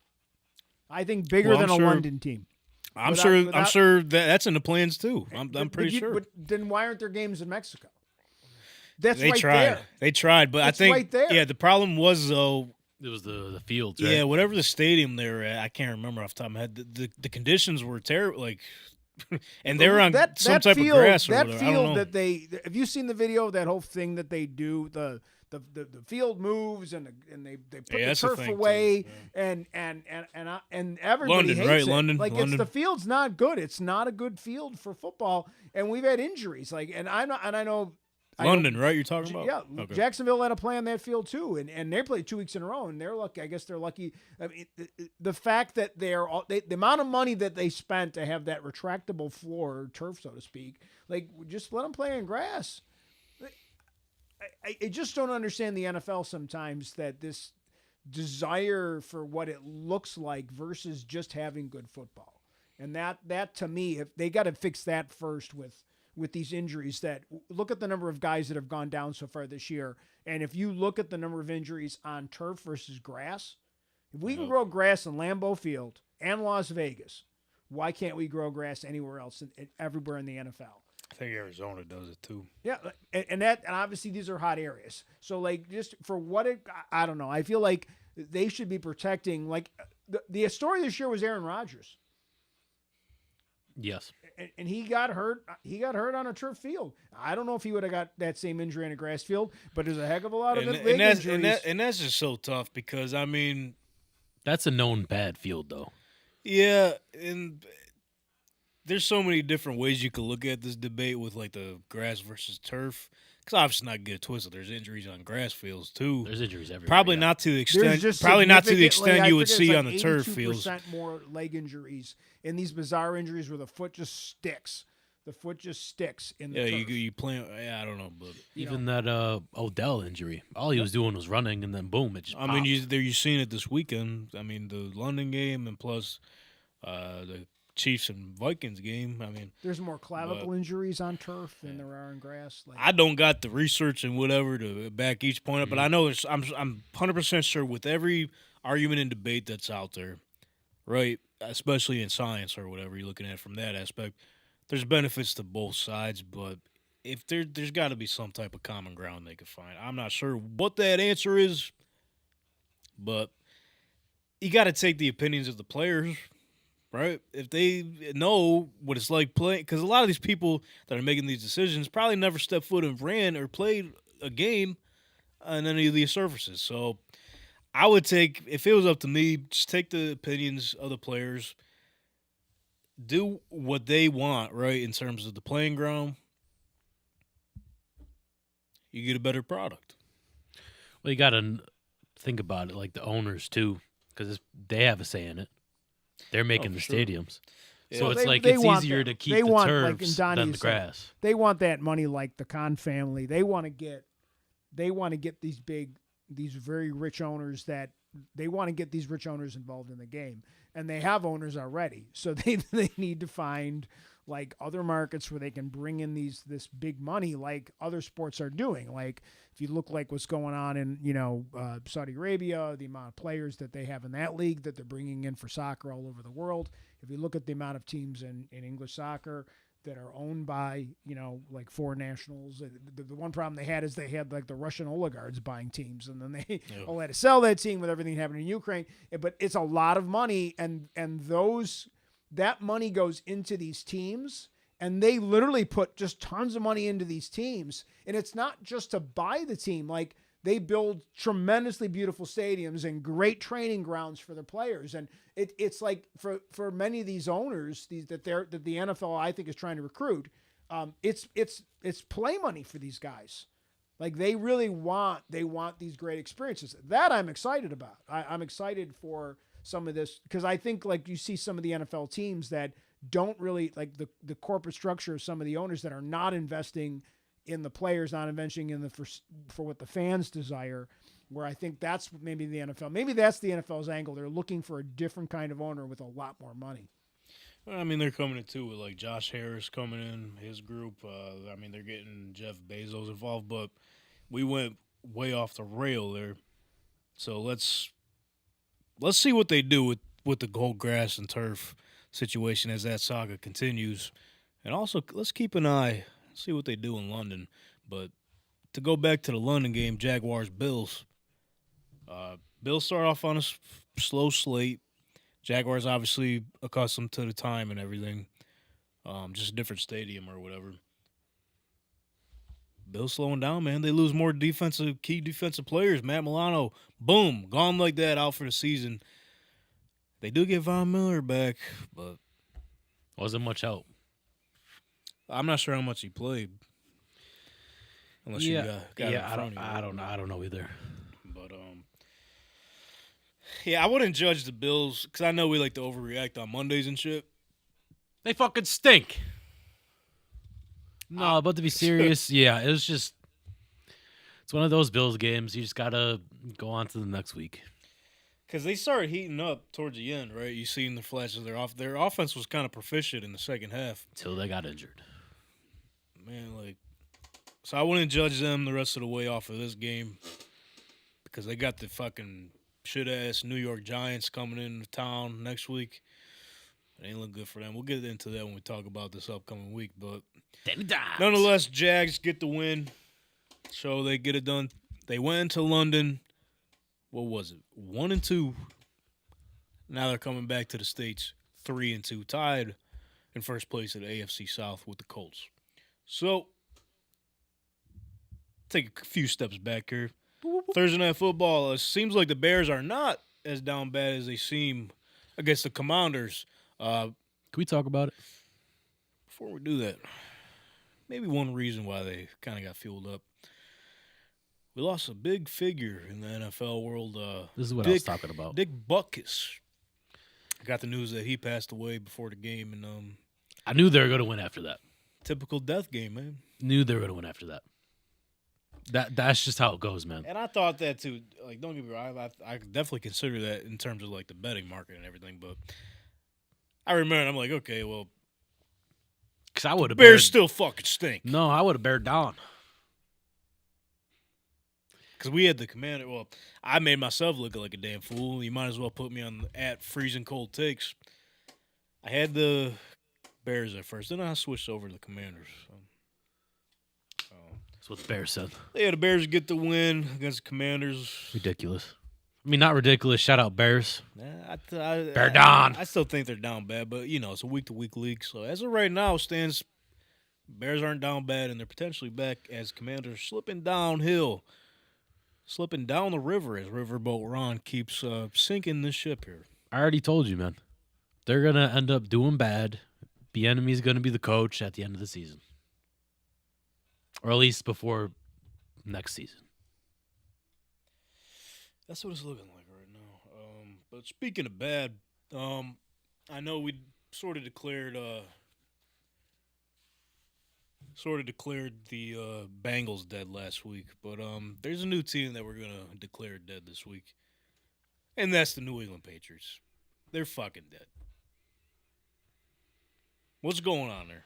Yeah, Mac Jones saga over. That was it. Nice to have it while it lasted, you know? Fuck 'em. Bill Belichick's still fucking committing to him. Like he said in his presser after the game, even though he got caught after the game at McDonald's, potentially ordering a better Mac. What's that about? Return of the Mac. Come on.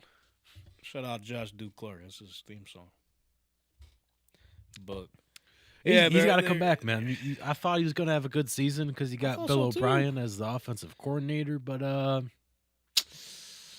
maybe they need a new quarterback. So here's the tough part about it, because obviously he's in his short period of time with the Patriots, he's thrown 4 pick sixes at Gillette Stadium at least. That's a lot. It took him 3 seasons to do that? It took Tom Brady 140-something games to accomplish that. That's a lot of games. It's a lot of games. At Gillette Stadium, they're saying. But you got to look to the perspective of GM Belichick. Okay, here we go. He didn't get him. He got him what? Juju Smith-Schuster, Mike Gesicki, and that's it. Don't disrespect Mike Gesicki, though. I'm just saying, though, the Patriots didn't fucking either. They got Hunter Henry. I understand, Bill, you got to get this in your head. You're never getting back to the Gronk and Aaron Hernandez days. Throw that fucking system out the window, okay? Like, you can't expect Mac Jones to work all this magic with nothing. You had the chance to go get D-Hop. Who? He was in town. Man, they said had him in the building. Said fuck him. Didn't need him. I'm sure he would have made a difference in his offense. Oh, probably. But you know. But I mean, don't get it too. I'm not saying this ain't Mac Jones' fault, because he's got his little fingerprints all over this thing. Everywhere. So his time might be it. We'll see. They're still committing to him, but might be getting close to the point where do you get a new quarterback or you try Zappy? Or Malik he's tried. Cunningham. It still didn't work. Hey, we talked about it in the preseason. Malik Cunningham's fucking electric. Just put him out there. See what he can do. That's it. Fuck it. And Dylan said this before the season started. He said this is potentially Bill's last season as their coach, so maybe he's right. I don't think so.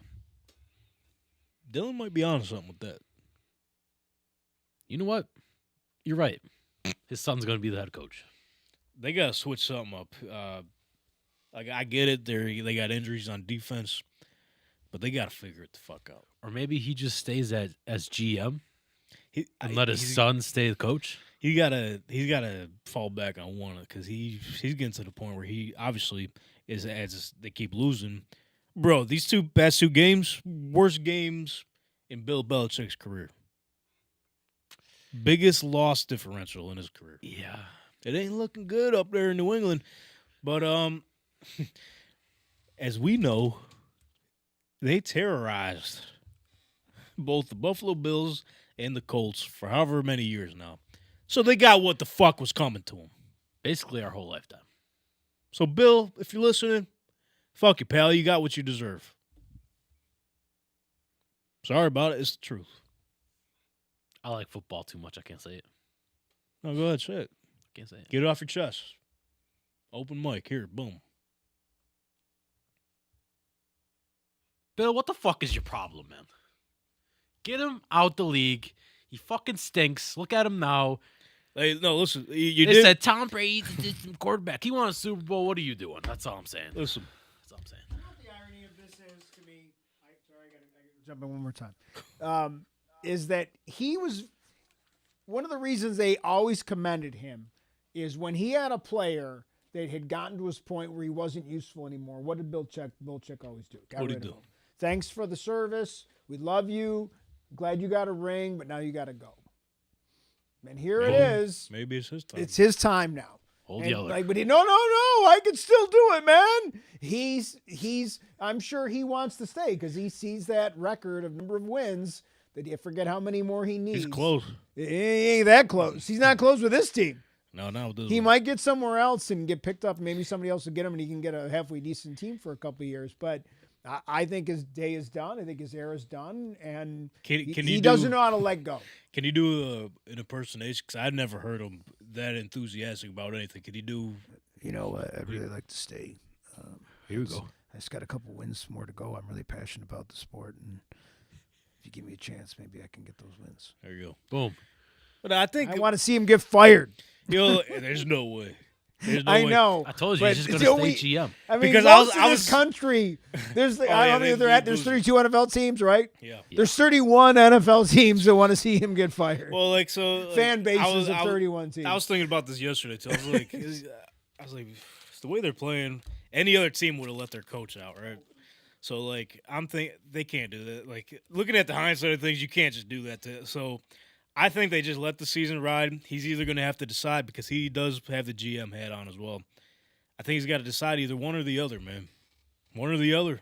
And Robert Kraft's going to have to swallow his pride and be like, listen, man, business is business. And I'm standing on it. You got to pick one or the other. So we'll see how that plays out. Obviously, they lose to the Saints 34-0 this past weekend. Saints are a weird team. That's all. We'll see what they do against the Texans. I mean, Yeah. sounded like Cody Stoots had keys to success to beat the Saints. Which I think they will. A little preview for later. Yeah. But yesterday seemed like Mike Tomlin did have the keys to success to beat the division rival Baltimore Ravens yesterday. Are the Steelers, are they going to continue to keep sneaking along? Because they're in first place in the division right now, 3-2.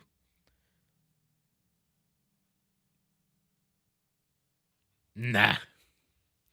Not with Matt Canada there. For all the people listening online who couldn't see, I'm Brennan shaking my just head shaking aggressively. aggressively no. Okay. Yeah, man. You see that what happened at the end of the game? Where Kenny Pickett had to make an audible because they were blitzing him. He said, I saw this earlier in the game. Not doing it again. Was that So he said, George Pickens, just go out there, dude. I'll find you. Pickett to Pickens connection. Yeah, man. They picked off where they left off last season, I Oh, think. They had that tandem had the highest QBR or whatever from quarterback to wide receiver. They're starting to pick it back up again. And it sounds like, from what you're saying, has nothing to do with Matt Canada. nope. You see that clip? He was pissed that he made that throw. He wasn't happy about it. Pissed. He was sitting there like, So they had the clip in the booth. They had camera set up. So the game-winning play or whatever the fuck it was, the Pickens touchdown. Everyone is losing their mind. Yay! Yay! We finally did. We beat the Ravens. This is a fucking huge game. We're about to win. Matt Canada sitting there like this. and then even the guy next to him cheering, he said he tapped him on the arm He like, said, "Come hey, on, yo, Matt. come on. Get up, brother. We won. We got it. It worked." I didn't fucking call that play. That's what it looked like, you said. Or even he was like, hey, man, the camera's on you right now. He's still pissed. No emotion on his face. Just Matt, what's the fucking deal? Yeah, I don't think Steelers fans are happy with him. And then a video was trending, what was it, last week or the week before? They were coming off a win. And Matt Canada was all excited. He was like high-fiving players and shit. Chris Boswell walks in. He goes, yeah, it wasn't because of fucking you, Matt. Yeah, you got to get him out. You got to get him out. You got to get him out. I'm sorry. I don't know who's going to call the plays over there, but it can't be him. Because from what I learned there, Kenny's not the problem. Because after the game, like I said earlier, he was like, yeah, seen this earlier, and they were coming at me the whole game. Called it on the fly, too. On the fly, yes. He said, you know what, Matt? Fuck you. I'm calling this shit on my own. I'm calling my own shot. And that's what he did, and it went in. So, yeah, I mean, the Steelers, they're first place as of today. We'll see how it works out in the end. Classic Mike Tomlin. Yeah, man. Knows how to win games. But let's stay in the division a little bit. Just a little bit. I know we proclaimed, to circle back, that the Bengals were dead last week. It seemed like yesterday Joe Burrow was back, and it seemed like also that Jamar Chase was right.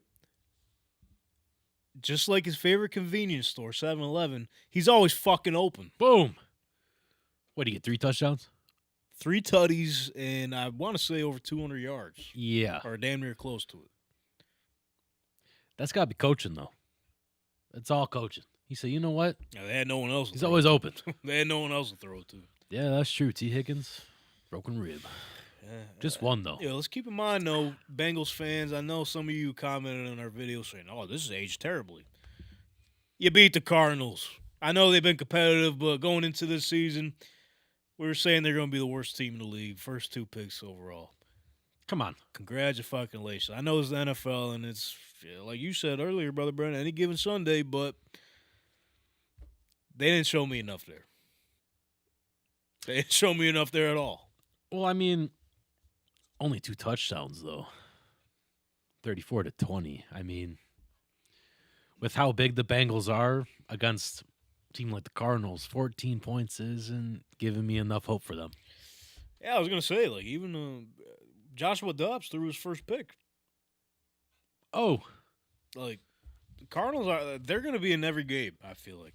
That's what it seems like. Also, we got to remember, Bengals pick up later in the season. They never do well in the beginning. They do. So a lot of Bengals fans on Twitter, they're saying, hey, preseason's over. We're here now. Man, we'll see about that. Because it looked like, even in their own division, I don't know. Bunch of crop. Overall, the Ravens look good. Whenever they could fucking catch the ball, seemed like almost every other pass was dropped in their game against the Steelers. Yeah. And for some reason, Mike Tomlin and the Steelers, they have Lamar Jackson's number. So, I mean, we'll see. The AFC North isn't as great as we thought it was going to be going into the season. I mean, not bad records, but if you're watching the games, it's just bad football, that's all. It's not great football. But let's talk about some good football. Good football. The Lions keep roaring. Boom. They absolutely demolished the Carolina Panthers. Which we saw this coming. Yeah. Frank the Stank Reich. Get him out of there. Please. Because they're not a bad team. On paper, not a bad team. Terrible, it's just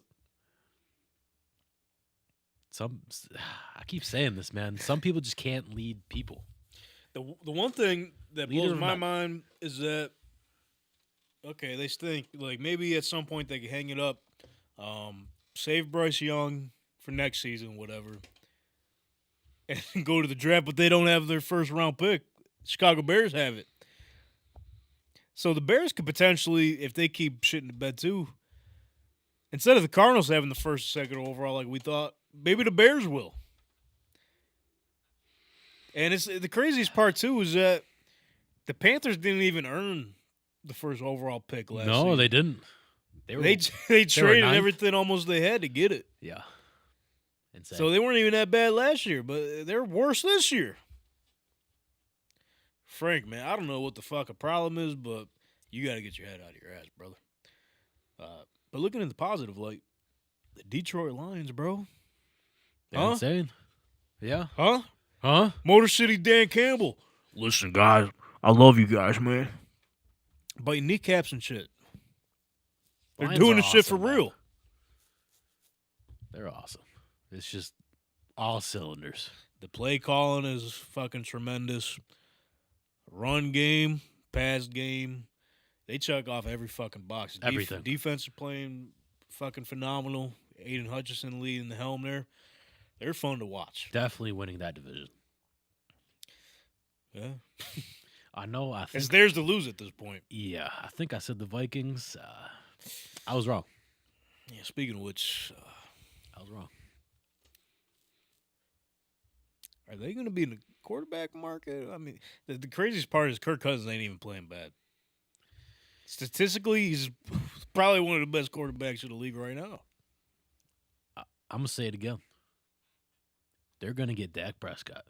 I don't know what's making me say this. You just feel it. Yes. That's going to be interesting to see too. Nonetheless, they are going to move on from Kirk Cousins. Have to. He's not the problem, but have to. What is the problem? Like, they just keep losing these games. And offensively, they're like, I don't know if it's the play calling or what, situational football, because after literally going into the third quarter, they wasted 2 timeouts. I forget on what and why. But time management, that's fucking terrible. Yeah, I mean, only losing by 7 against the Chiefs, but still, didn't look like it. Like, they were in it, but you knew the whole time, like, they weren't winning that game. You knew it the whole time. Yeah. Even when Kelsey went down. That's how you know it's bad. And even, like, Jake Jettis went down, too. He didn't, unfortunately, come back into the game, but yeah, I don't know what's going on in Minnesota, man. Dark days might be ahead. Unless, because they were. I mean, not like it means much because you get drafted where you get fucking drafted. Caleb Williams had the Vikings on his little list. That's too damn bad. It might be. That's too damn bad. I mean, he had the Niners on there, too. But yeah, I want to play for the Niners myself. I'm going to backtrack a little bit. Do you think the Lions are going to stick with Jared Goff? Because they did get Hendon Hooker. Oh, I think Goff's going to keep playing until he don't got it no more. Well, I'm just saying, like, because I think this is his last year for his contract. Are you sure? I thought he got. Oh, that's something to look into. I don't even know that 100%. But if they make the postseason and go on like a little run, he's definitely going back. I don't see them because he's definitely switched his own narrative in Detroit for sure. I mean, that's something to think about. They're playing too good for him to give up on them. At some point, they will have to, but I don't think that time's coming anytime soon. Yeah, I'm just trying to find it real quick. Who we talking about? The Vikings and the Chiefs. Yes. On the Chiefs side of things, Travis Kelce a little banged up. He came back in, scored that touchdown. Tested his ankle right away. They had him block on the first play. Came back in, then scores that touchdown. I don't know. I feel like each week we're seeing the Chiefs are putting out film on how you could beat them. Originally, I had them going as far as the AFC. You had them in the Super Bowl. I had them to win the Super Bowl, actually. The way the AFC's looking, bro, I don't know if they're going to get there. I know it's only week 5 and you know how the Chiefs are, but something just ain't click. I don't know what I just get this weird feeling watching their games, bro. Like something's off. But they keep winning the games. Say it with me. Bieniemy. It could be a big reason. But Bieniemy wasn't out there catching passes. Yeah, but still, they were figuring it out. Still different play calling. I don't know, man. We'll have to see how the rest of their season plays out. But, man. They'll probably end up getting a guy. They definitely look beatable. They don't look as dominant as maybe they should. But I'm sure Bieniemy has a big part in that. But Dolphins picked themselves back up, huh? They're after last week. Fucking Dolphins, man. Of course they would. They're They're so fast, man. Also playing the Giants. Yeah. Shitty ass team. Thought they were gonna be better too. What are we doing? Did you notice you had a question on the YouTube feed? No, I can't see it. Well, let me read it to you. It's What from is it? Santino, by the way. Boom. Let's go. First of all, his Shout out comment you. is that Thanks for coffee the this camera. late is insane. That's his first comment. All right, well, Second, we the got question fuel, is, brother. fellas. Oops, sorry, I dropped the phone. Let me read it again. figure Fellas, it out. do you think McDermott is going to go look outside for help at the linebacker position, or do we translate our own guys into the role and trust their ability? well, they drafted who? Dorian Williams, his name. I don't know if you throw him in. You're gonna have to stick with what you got because I don't know what's out there. There's got to be someone out there though. They signed Christian Harris, right? Or what's his name? Kirksley. Kirksley. My bad. He retired. They both went to Bama, I think, right? And they were both in Houston. Probably. That's where I get them mixed up. But yeah, I mean, they signed him. He He- retired on him. Yeah. Maybe they give him a call, be like, "Yo, remember going to the training? I know you didn't want to show up to training camp, but that's in the past. We need you out here right now, brother." But also, Miles Jack did the same thing with another Super Bowl contender team. Yeah, he said, "You know what? I'm not doing this training camp bullshit. I'm gonna go plumb. I'm a plumber." Plumber now. So maybe they give one of them a call. I don't know, but like I said, I don't know what's out there in the trade market. Denver might be on a fire sale pretty soon. That was going to be my question. You know? Do they just, and I don't pretend to know who's out there and which teams look like they're trying to tank it. You're just a dad with a whistle. Just a dad with a whistle, man. And I'm just wondering if, like, but I think it's a smooch conversation because the Bills would just never trade for anybody. They won. They just don't. I need Patrick We'll be fine. Surtain right now. Trust the process. Yeah, and I was going to say Trust the too. process. I was going to say too. On the topic of Denver's fire sale, which they blew another game. Who they played the Jets of all teams. Well, we won't really get too much into that, but it's not looking good for Sean Payton and Russell Wilson. As Sean Payton was in Russell Wilson's face at the end of the game on that fumble touchdown recovery. get him out. But the point I was getting to was maybe Bill signed Josh Norman today, bring him back out of the fucking Dumb. sports media. Stupid. As they're kind of slim at the cornerback position. So Dumb. going to the Broncos, maybe if the price is right, Please get Patrick Surtain. I don't care what it takes. maybe you go get PS2. I don't care what it takes, man. He's so good at football. He was over Gardner for a little bit too, with how good he was playing last season. It was insane. But now it's just he's just another guy. I don't know. I don't know what the price would be to get him because I know he's. I don't on, care what the price is. Give He's him still on his. everything. He's still on his rookie contract. Yes, But I just don't see the Bills pulling the trigger on it. they won't get no one. They stick with what they know. Like obviously, like I said, they brought back Josh Norman. He was already there in that system. AJ Klein is in and out. Maybe you see him fill the role for Matt Milano. But to answer your question, Tino, I don't think they look elsewhere but in building. Because they stink. That's it, man. Just get good players, man. So, Marito, thanks for bringing that question up.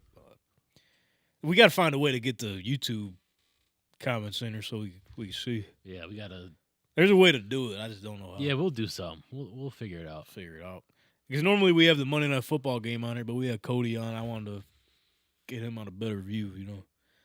Oh, he's working a little bit. I see it. Oh, boom. There. Yeah, Oh. no chance. No chance I could read that, but. hey, it says. Yeah, Yeah, all right. He's got 'em. I actually do need new glasses. Or actually. binoculars. See, I had glasses. I just don't wear them. I haven't worn them in like 2 years. That's on me. Anyways, Well, yeah, Dolphins fucking smothered the Giants. Giants are dealing with injuries. Tyrod Taylor might be playing next week against the Bills. Daniel Jones dealing with the neck injury. Saquon Barkley still potentially out. I don't know what his recovery process is like. But they're probably going to be in it's gonna be. they're going to be left with a tough decision to make next year. Oh no, it's prime time. Never mind. I was gonna say it's gonna be a close game because that's what the Bills do, but it's in prime time, so we'll probably play good. Speaking of which, are you going to that game? I ain't going. Yeah, I'll go. I'm going. Bringing Amari out there. Yeah, You too. yeah. I know she mentioned bringing her granny. Too. No, just us two. All right. We'll work on that. Yeah. But, yeah, I'm not wasting my time going to see the fucking Giants, respectfully. I know Sunday Night Football. Sorry about it. I don't have it in me. I don't blame you. But yeah, Giants. I mean, we could also proclaim them dead potentially. There's nothing. So the thing with that, I know we talked about the Patriots too. It's not like you could look at certain aspects of the team, say, okay, we stink overall, but at least we have this. At least we have this to fall back on. There's nothing. They have nothing. There's nothing positive to say, man. Nothing. They got nothing. Week 5. Nothing. And you could obviously see it all starts with offensive line. What they got? List off all the bad teams right now. You don't have to do it. I was just thinking out loud here. Yeah, that's all right, but no offensive line. You look at the bad teams. Panthers. No offensive line. Giants. No offensive line. Patriots. No offensive line. The list could go on. The bad teams starts with offensive line. Got to figure it out. All right. Eagles stay undefeated. Wow. It was kind of tight with the Rams, though. Rams kept it in there. Cooper Kupp back. Welcome back. Cooper Kupp off the PUP. Had a few players off PUP. Kupp. What? Von Miller. What? Jonathan Taylor. What? Fantasy owners got to be thrilled. But, yeah, the Eagles stay in it. What's your thoughts on the Eagles, man? I want to hear from you a little bit. 5-0, but barely getting out of these games, man. I know a key aspect here is they lost both coordinators. So, what's your thoughts, sir? Well, because I think they'd be better if they did have the same coordinators, but since they got new ones, they got to figure it out while playing more competitive games. Yeah, and I'm going to pull their schedule up here real quick because I know from here on out, it definitely doesn't get any easier. Unless you have it in front of you right I got there. it. All right, what do they got? So they got the Jets, Dolphins, Commanders, Cowboys, Chiefs, Bills, Niners, Cowboys, Seahawks, Giants, Cardinals, Giants. Last few Some tough fucking teams. Last few are easy, but from here on out, tough ass teams.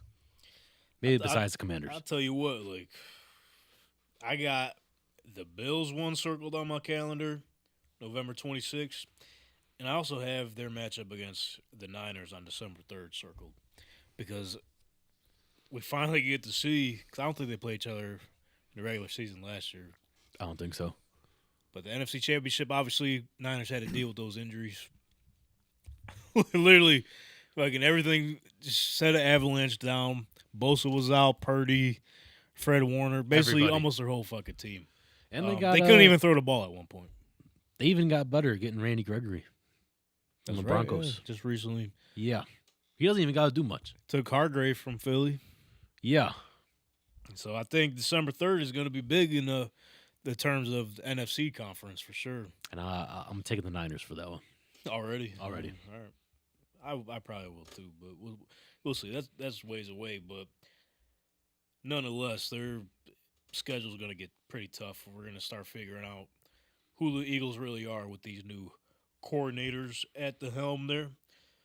But the Rams, I mean, one of the unspoken teams this season, they might have a chance at playoffs. I ran like a simulation. I should have took a screenshot and recorded like the results of it. But it had not the Panthers, excuse me. Whoa. Panthers had the first overall pick. I hope not. Panthers had the first overall pick. Yeah. But it had the Rams making a wild card spot. Yeah, that's good coaching because they didn't really get too many veteran players that are good. It's all young guys. I mean, yeah. Puka, if that's the first name that pops off the top of your head. Rookie running backs. They're solid. If Stafford stays healthy, they got a shot at it for sure. Yeah, well, the Rams, one of the unspoken teams, one of the most surprising teams so far this season. And I was actually surprised he played because, like I mentioned last week, he fucking fractured his ankle. Yeah. Playing against the Colts. So, are they the team this season? Because there's usually one that go for a little run, you know, a little exciting team. I think last season was the Giants. Giants for sure last year. Yeah. This season's the Rams. Potentially. All right, yeah, we talked about the Broncos folding. They're gonna have a fire sale. Sean Payton knows he's gonna be there for quite some time. Maybe Russell Wilson. Then maybe this is the last thing, man. I know some team will go pick him up, but it's not looking good there. All right, then tonight to cap off week 5. Why don't you know? Bro, I can't keep fucking track. I don't know what my problem is. Why don't you know, man? Please figure it out. Okay. I'll get back on it. Here we go. Boom. Week 5 tonight. To cap it off, we got the Green Bay Packers heading over to Vegas, take on the Raiders, which Devontae Adams revenge game, question mark? Keep an eye out for that. Because he was questionable going into it, but I think he's definitely playing for sure. Score is still 0-0. Oh, it started? Yeah. I don't know if you know what time it is. It is 8:30. It's a long day, bro. Yeah. It's a long day. But yeah, so we'll see how that goes out. We don't have it playing in the background, so we can't give you our live reactions. But, yeah, I definitely see a Devontae Adams touchdown in tonight's game for sure. You could – I'm not saying that word. You almost did it. First time. Almost broke one of the rules of the show here. Lettieri? Yeah. Last sure. name? Sure, we'll go with that. Yeah. But, all right. Let's look ahead here. Week 6. Let's spread the bread.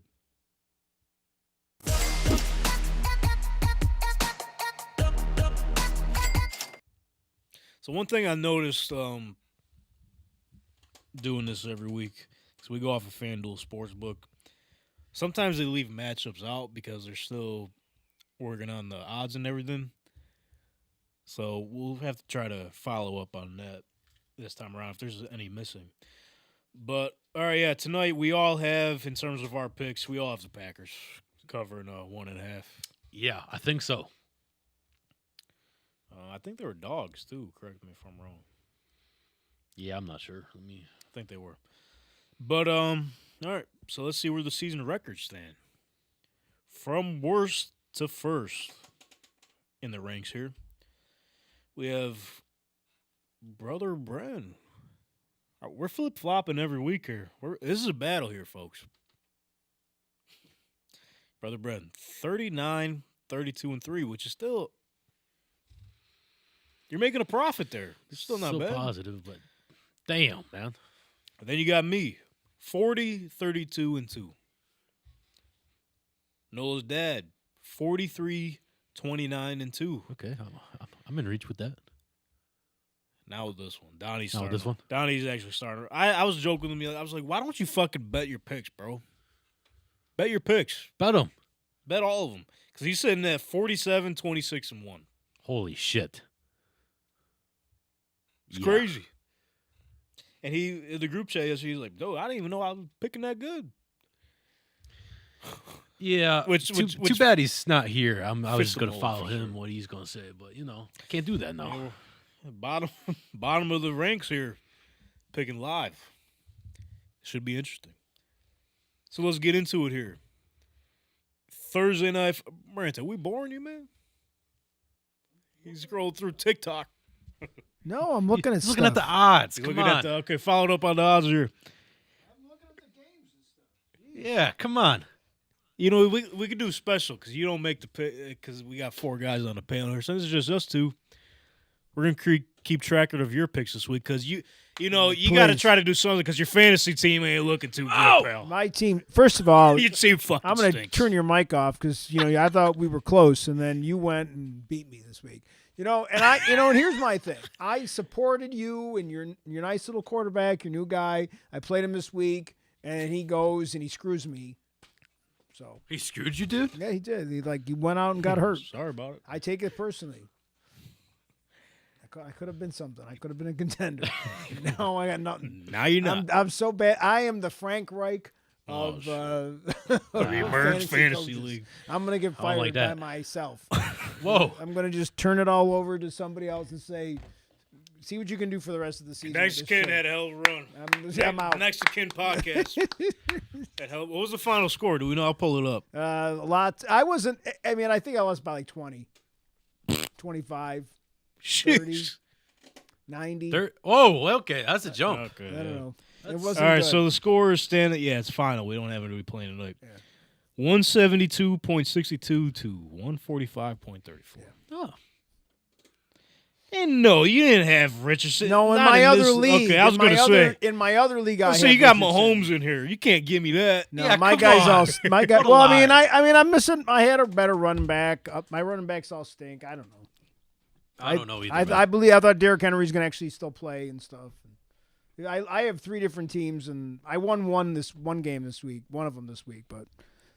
Speaking of winning games, so the Broncos are going to win this Thursday night game? So the Broncos are 10.5-point underdogs. I don't think so.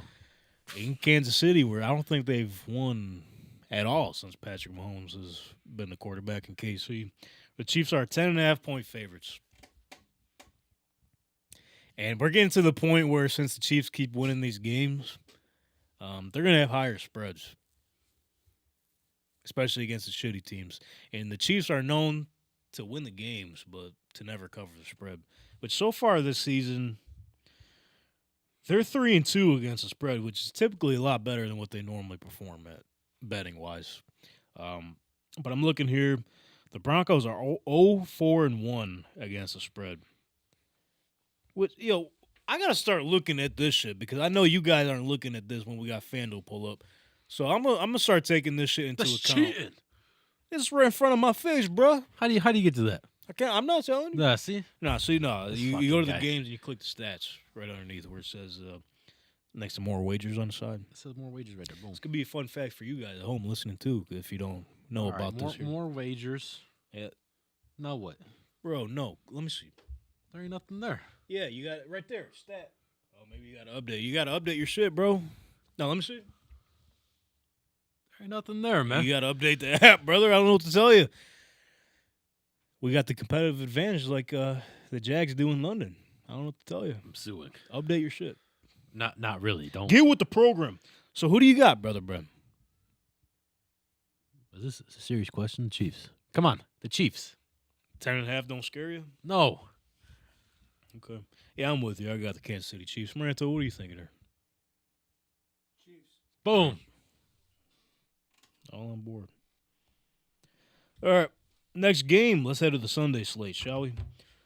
Ravens, 3.5-point favorites, taking on the Tennessee Titans, where they're 3.5-point dogs. From the way things are looking, Ravens are due for a bounce back after that performance against the Steelers. Titans, I think the Colts showed yesterday if you stop Derrick Henry and make Tannehill throw the ball, even if he's got D-Hop open, you're going to win the game. Just as long as you put points on the board. So I got the Ravens here, bounce back. Both 3-2 against the spread. That's the last against the spread stat I'm going to give you. I think something's telling me to go Titans here. Something's telling me to go Titans here. You're tighten up. Yeah. Tighten it up, brother. Yeah. You doing your research over Uh, I'm with you in Baltimore. there? All right. okay. There we go. Any reason behind it? He trusts you more than me. That's it.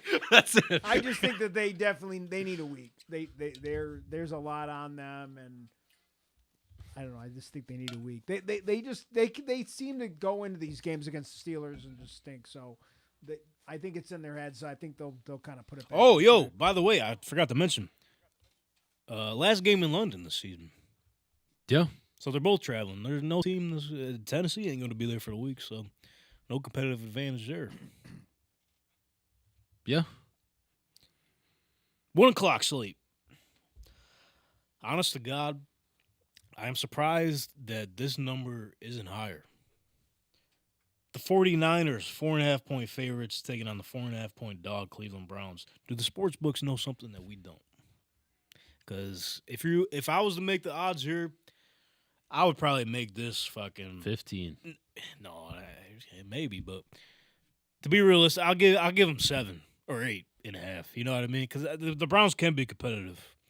It also depends on the status of Watson too, because he didn't play their last. They had a bye week this week, but He had a hurt shoulder. I don't know. I don't care. I'm taking the 49ers. 49ers will cover the spread. Boom. You didn't say They who? just look too dominant, bro. Yeah. I said it myself. I would have put the Niners up at 7.5 or 8.5. All right. What about let's head to Atlanta, shall we? ATL. Commanders, 2.5-point dogs, taking on 2.5-point favorite Falcons. I got the Falcons here. For some reason, they don't lose at home. They don't. So I'm also taking the Falcons. Me too. Let's go wide here. We're not getting Brother Brent's reactions. Here we are. He's back. He's making picks out of the blue. Just like Bijan, I'm juking the camera. Hey, yo, that overhead shot at the fucking Bijan place, Yes. that's just fucking sick. Yes. NFL, the content that we're getting out of Bijan Robinson is fucking awesome. We had the overhead guy. shot of him juking and diving, zipping and zapping against these defenses. And then you had the Toy Story shit, too. Shit was This awesome. shit's unreal. Yeah, I hope he's probably going to get the ball more here. Maybe score this week. I don't think he scored this week, but yeah, I got the Falcons. No questions asked. Commanders are going on a slippery slope here. Did you make did you say Falcons or Command? I said Falcons. Okay. All of us are Here we go. dirty birds. I don't like that. All right. Panthers, 13.5-point dogs. It's 13.5-point favorite Dolphins. Yeah, I think we're gonna. Yeah, we can skip over this You one. know. You know. It's not looking good for Carolina, bro. I mean, and normally you would be afraid of these big of lines, but Dolphins are 4-1 against the spread, and almost every game, I think, except for like Buffalo and the opener against the Chargers, they've been almost pretty much double-digit favorites on almost every game. So, yeah, I think there's going to be another one here. And Panthers haven't covered the spread yet, so kind of forcing my hand to take the Dolphins, which it's not even that hard. You're not forcing shit. I'll just hand that one out to you. Yup. Vikings, 2.5-point favorites against the 2.5-point dog Chicago Bears. Brother Brent, are you doing this again? I know you learned did you learn your lesson last week? We'll have to wait and see what the status of Justin Jefferson is with the hamstring, but I'm bearing the fuck down. no way, are you? Yes. Had a long time to think about that. Are you going to pull a me and flop your pick? Because it didn't work out for me last week.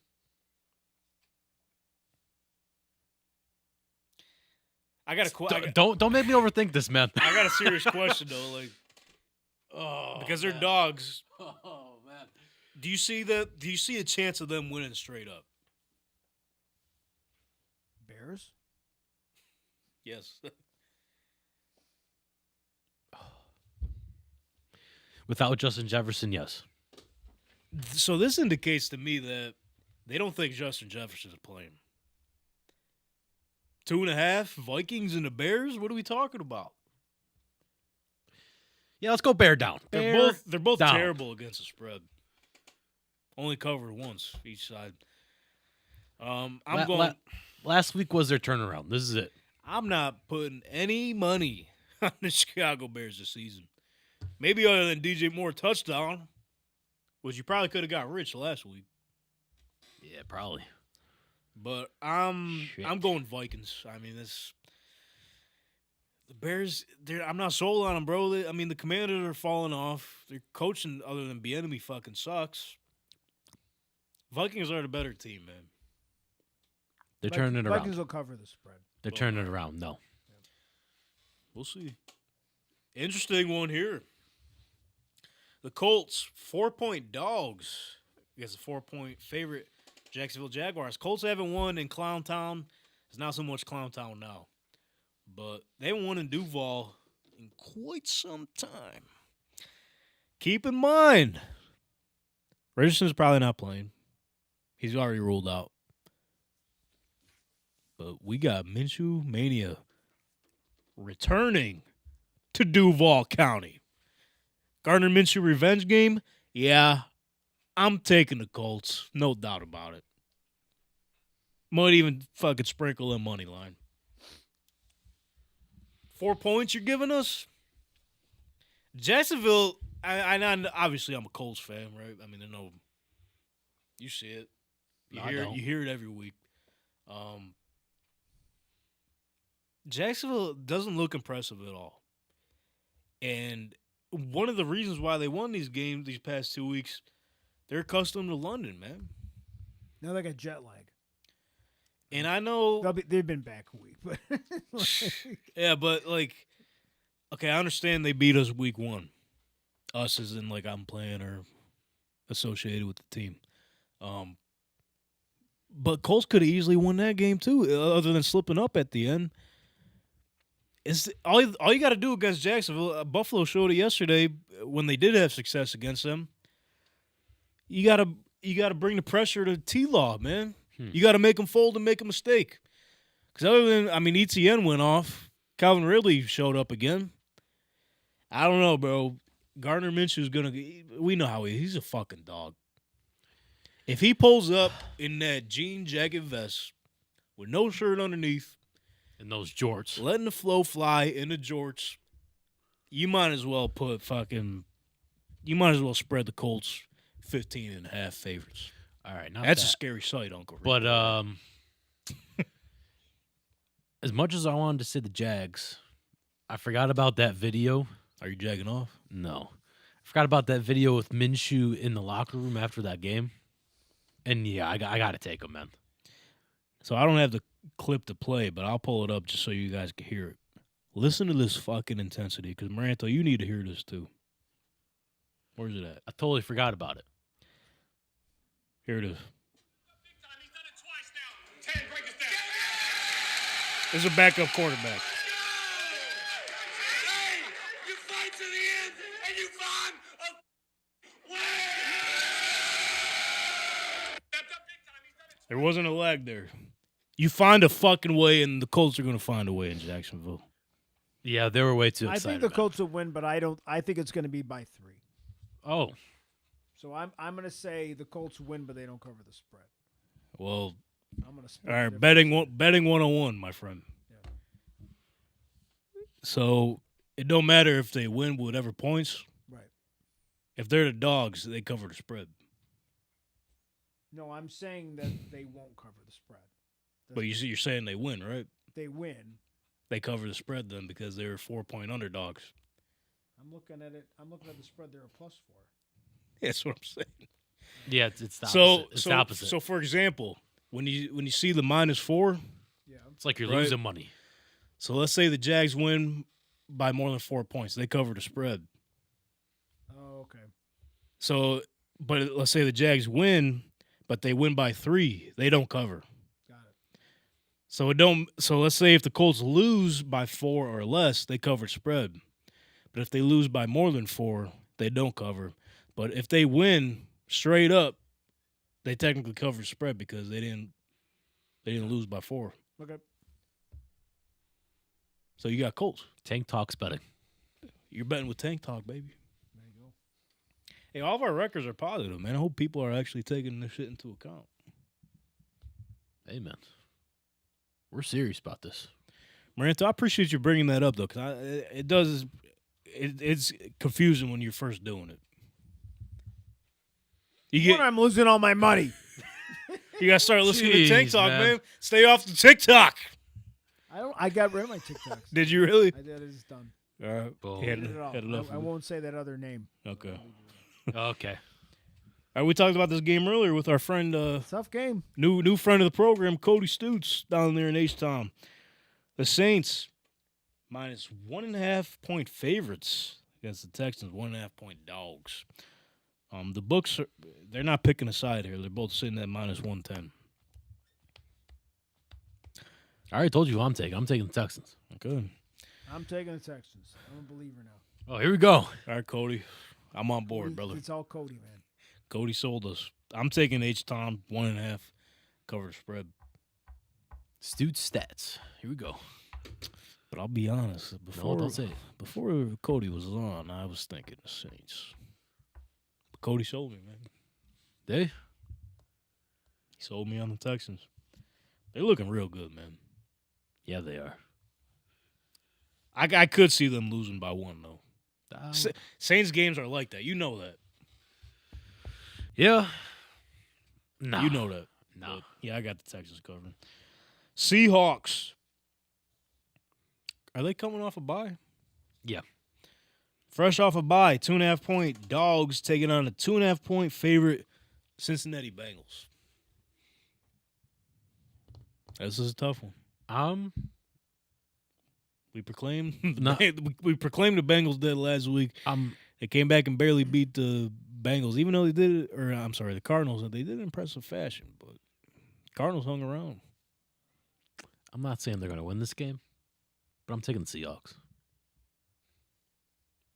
I think I agree with you. Maybe he trusts me more than you know. They flopped. Yeah. I think they did everything they could to prove they could win a game, the Bengals. And that's it. It's going to be. I'm going Seattle. Yeah, here we go. Just for betting purposes, let me see here. Makes sense, yeah. I just look at. Seahawks are 3-1 against the spread. Whoa. Oh, there goes Dylan didn't like that bet. The camera didn't even pick him up. Dylan didn't like that bet. He fell. Dylan, you didn't see his backside. You didn't see it. No. Well, Dylan, it seems like he's picking the Bengals. Seems like it. If I had to guess. Got very angry with he our said, picks. He said T. Higgins is going to come back. Go off. That's his guy. That's our guy. Pro T. Higgins show. Chase is always open, he said, too. So. Yeah. He said that. Look. I got a Seahawks cover nonetheless. Fresh off a bye, too. Sheesh. That's what I'm saying. Lions. Whoa. This is crazy. They know something? I don't know, but the books are heavy on the Lions if you're looking at the odds of it. Well, why did I log off? Sorry. Lions, 3-point favorites, taking on the 3-point dog Tampa Bay Buccaneers. Fresh off a bye as well. Holy shit. Maybe that's why. I got Detroit football. I got the Lions, man. Do they have injuries? Do we know? Who? Lions? I mean, Gardner Johnson's still out. That's really all I know. Offensively, there's like Gibbs didn't play this week. Amon Ra didn't play this week. Well, maybe that's why. I don't think they're playing. But the odds are sitting at -120 for the Lions at -3. So the books are heavy on them. I like the Lions, though, nonetheless. I mean, how long can the Buccaneers keep this up? Yeah, you're right. That defense. Yeah. I'm going Lions. Both only didn't cover the spread once this season. Intriguing. You flopping? I don't feel good about this game. I don't You feel got to good make about a this pick. game. You know what? He likes both teams, huh? I was gonna say for this guy's sake, but he likes both teams. You know what? Brent's sticking with the Bucks. Okay. Sorry, someone's got to, man. What I'm say going you? Detroit. All right. So I saw that coming. Play kneecaps off. Baker will start baking. Bakers, Bucks, and Brent's picking them. Here we go. All right. I like it. I don't hate it. It's going to be a good game. They were saying it might potentially be they did move it to 4 o'clock. Okay, here we go. So I think it's going to be on Fox, I think they were saying. It's going to be on Fox. I'm picking Detroit. Sorry. What's the difference? The Lions play better on Fox. Should someone get the stats on it? It just feels like they're better. I don't know. Moving on. Cardinals, 6.5-point dogs, taking on the 6.5-point favorite Rams. This is another tough one. So for the purpose of just how the Cardinals have been playing and the fact that it's a division game, Cardinals stay in it, bro. I got them 6.5. And the only reason why they didn't cover this past weekend is because almost every game this season, The books are giving them high spreads. This past weekend, they were giving 3 against the Bengals. I think the spread's too high here, man. If it was like 4 or 3.5, whatever, I think I'd go Rams. But I got the Cardinals, bro. First time this year picking the birds here. I'm going with the Rams. I got no opinion. No opinion. You got to make a show, bro. I know so little about either of these teams. If you had to make one pick just for the show's sake, because you think I want to pick all these games. How about you ask Siri real quick? I would go with the Cardinals just because. Boom. Okay. They've been hanging around. Technically, lone wolf. Just like Beetlejuice. Yeah. Just hanging around. Here we go. Eagles. 6.5-point favorites taking on a 6.5-point dog. New York, Jets, Jets. Is Fireman Ed going to be at this game? Because I know he's been getting fed up. Listen, 2 weeks ago, he had to sit in his fucking car for an hour before he could record the video of him recapping the game. He's getting fucking ticked off with these Jets here. But I'm sure off of this past weekend's game, he's feeling good about his Jets. I don't know against the Eagles. Like you were saying earlier, the Eagles coordinators are starting to figure it out. 6.5 is a lot. Jets especially with the Jets defense. Yeah. I'm going to take the Eagles, man. They're just looking like a lot better team here. We all flying? Fly. Let's see Brother Brent fly. Who you got? Yeah. He wants to fly. Yeah, just kidding. I'm taking Whoa!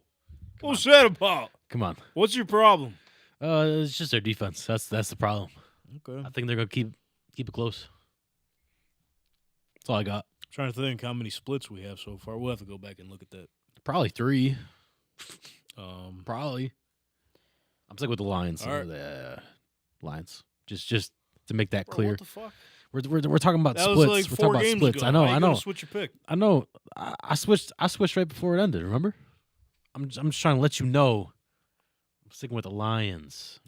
Is the last thing I said.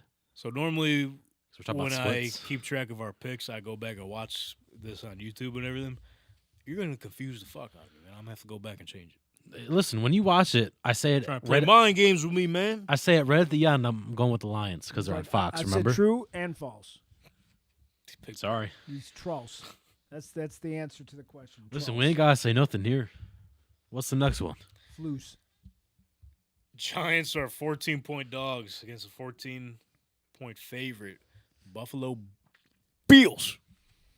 Yeah, go Bills. Boots on the ground. Boots on the ground. Bills on the ground. Giants on the Giants ground. got nothing. Giants stink. 14. It's Bills high. have but something to prove at home. Do you think Prime time. Do you think Brian Dayball's going to have a play an effect in this game here, or Yes and no. He's gonna have He's 2 not good playing. plays. He can do whatever he wants, but his team stinks. Oh, I can see him breaking more Microsoft tablets on the sidelines. I Holy got the shit. Bills. Bounce back game. Especially after that fucking travel to London. It's going to get ugly out there. Giants will be slayed. And Bills play good at night. Yeah, prime time. They're a night team. We're night owls. That's it. The stadium will be rocking, too. They're going to Yeah, let it Brian is. Daboll know for sure.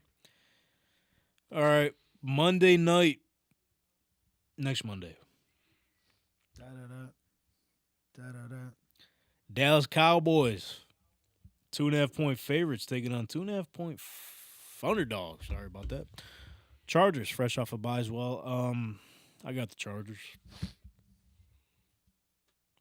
I don't trust you. Not off of last time. I'm taking the Chargers. Listen, Kellen Moore might be the difference maker here. Offensive coordinator for the Cowboys last season, first year in L.A. Man, The opposite of the Bills-Giants game. maybe Dallas pulls this one away, but I think this is going to be a great game. It'll be a shootout. Chargers, sure. Chargers take this one.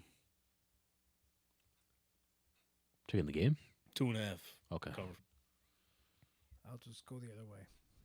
Which way you You going? don't even like the Cowboys. I don't like the Cowboys, but I think the Cowboys will will. They're going to bounce back? They'll bounce back this week. Okay. I don't pick them. I don't pick them very often, but I think this week they'll find it. Boom. Dan America is going to have one more good week, and then he's going to be done. I think we're going to see Whack Prescott again. Whack Prescott. Sorry. Your shoes. Or Lack Prescott. Whack. How about Lack Prescott? Because Your he shirt. lacks what it takes. Either one. Whack. Either one. He's lack. Your hips. Lackadaisical Whack. Prescott. He said, whack, whack, whack, whack. Sack. Boom. Done. Easy. He's the over and under how agreed. many more games he plays before he gets benched. That's what I want. Whoa. You think he's going to get benched I this think year? he's going to get benched. 15. Week 15. Yeah, I think I just don't think they're as legit as people made him seem. that was the thing that I've been seeing on most of the broadcasts everywhere that I watch. Like, Classic Cowboys. why are we still talking about the Cowboys like they're something? Why every year do we talk about the Cowboys like they're something? It's America's team. That's why. But they're not. They're always on TV. But they're on TV a lot, and they just not. They're just not good TV, and they're not. I mean, I guess it's good TV if you wanted to see like, oh my God, why do they stink? Cowboys lose, yeah. Ladies and gentlemen, we'll have to wait and see about that. We can talk about that more next week. The Cowboys and the Chargers, that is. Follow Yeah. Monday night. Ladies and gentlemen, that's week 6. Good luck with your bets out there. And hopefully, if you're keeping up with us, your record should be just as positive as ours. I mean, I know we're ranking them off of who's doing better here, but if we're looking at the bright side of things, we're all positive. We're all making profits here, so I'm not giving you a fucking link to go sign up at FanDuel because Win Daily Sports left us for fucking dead, so don't go to their website. Don't do it. Don't do nothing. They didn't write back. Probably the last time mentioning them on the show. Didn't write back. We had sign-ups, and we got blank checks. So we're free agents. Let us bet with you. We love FanDuel. Hey, we got no problem with FanDuel. We love FanDuel. It's the man in the middle. That's the problem. Maybe we gotta go straight to the source. We tried. Is that your own? Oh, I know what you mean. Oh, best believe we reached out. Best believe we reached out. We love FanDuel. With a proposal as well. FanDuel, if you're listening, answer the call. We'll put you front and center. We trust you. Where you want your logo? I'll put it right here. Get rid of this. I'll put it right here. I'll cover my face. I don't care. Get it tatted on my face. There you go. Love FanDuel. Right on my forehead. But if there's another sports book that wants to be the exclusive sports book of Spread the Bread, we're not opposed to it. We'll bet with you. Hey, we can talk. Figure it out. So if you see the FanDuel link in our description, which it'll be there, just don't click it. Just look at it and say, fuck these guys. Yeah. Over at Win Daily. Seriously. So, good luck with your picks. Let's circle back around. How was your betting weekend this week? I did not bet. I just wanted to enjoy football. Okay? Sometimes it'd be like that. Yeah, I had to. I bounced back this week. Last week, I didn't win shit. Yeah. I didn't win shit. Last week fucking stunk. It was a weird week, too, wasn't it? This week wasn't as weird. No, this week I feel like it was like mostly known shit. Yeah. Shit you most likely expected to happen. That's why I'm upset I didn't bet, but, here That's we are. the name of the game, brother. It always slaps me in the face. Who you got? You got the Packers. The money I put on this one, I took the Gronk boost tonight. I did Devontae Adams touchdown, obviously revenge game, which I don't know what's going on in the game. Normally, like I mentioned, we have it on, so it's going to be a surprise when we get home. So I had Devontae Adams touchdown.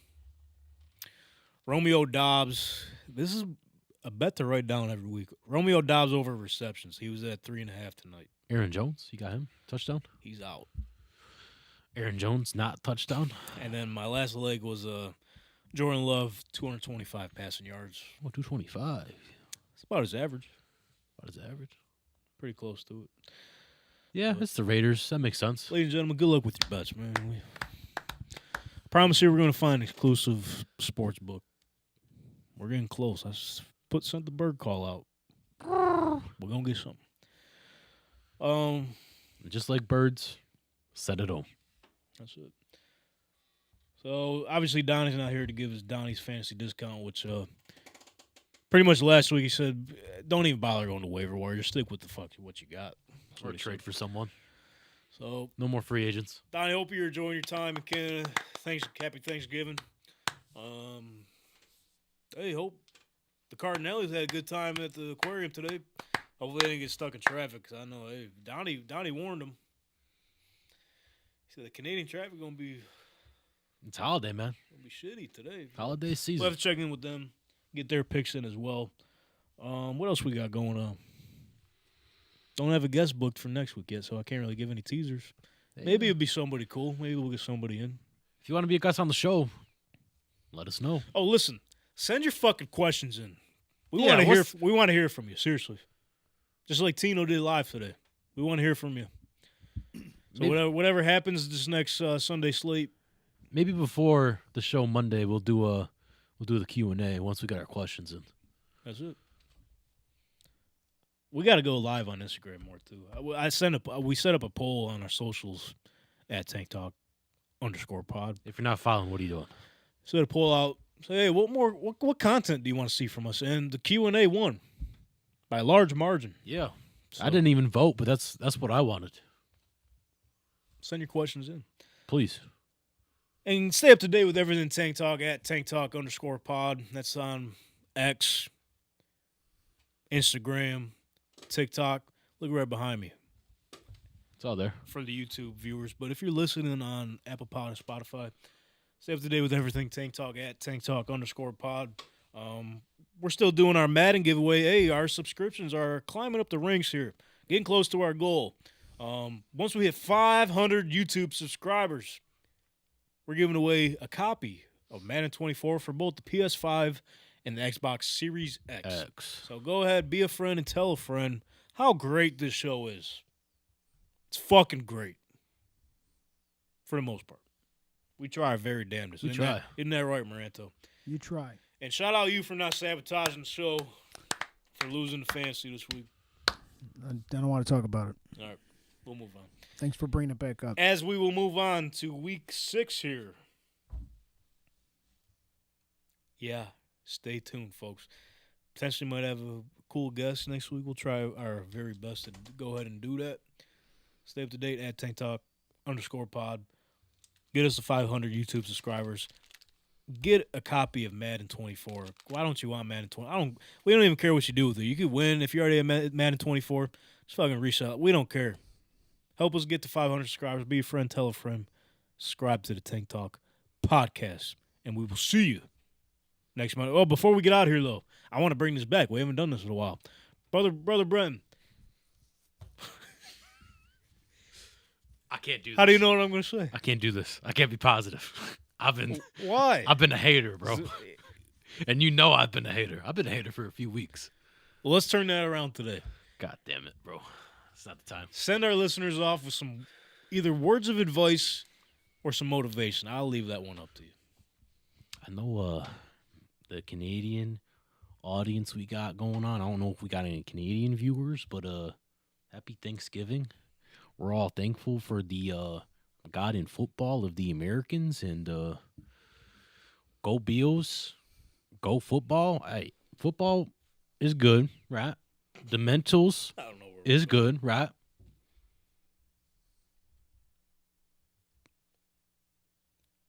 I don't know either. Yeah, and just be thankful for everything, man. All right, boom. And before, I don't want to leave without mentioning this. I know Marantha wants to get the fuck out of here, but he's going to like what I'm going to say here, because typically it's a football show. This week, the puck will drop. The puck? NHL is back. And right now. I'm going to win that cup. Yeah. Right here, right now. I'm here to tell you, after years and years of fucking disappointment and after another disappointment, every single fucking season, listen, we went through, just personally speaking, me and Brother Bren. Yeah. We went through the days of glory with Chris Jury. Who? Daniel Briere. Who? Ryan Miller. Who? You get it. Those days are fucking back. Tage Thompson.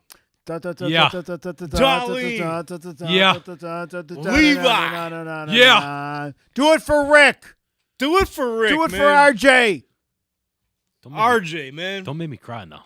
Oh, top shelf for Mama They're Hazel not motivated cookie. this year. They should have a friggin' black band with RJ's. They should be like, that should be the goal. He missed it. They owe it to him. Can we get a top shelf with cookies? Just put it all the way up there. That is a cookie jar. We're gonna we're gonna do that next week. Right up there. What I'm trying to get to is this is the fucking season. Sabres are winning the fucking cup. Let's fucking go out there and do it for the city, man.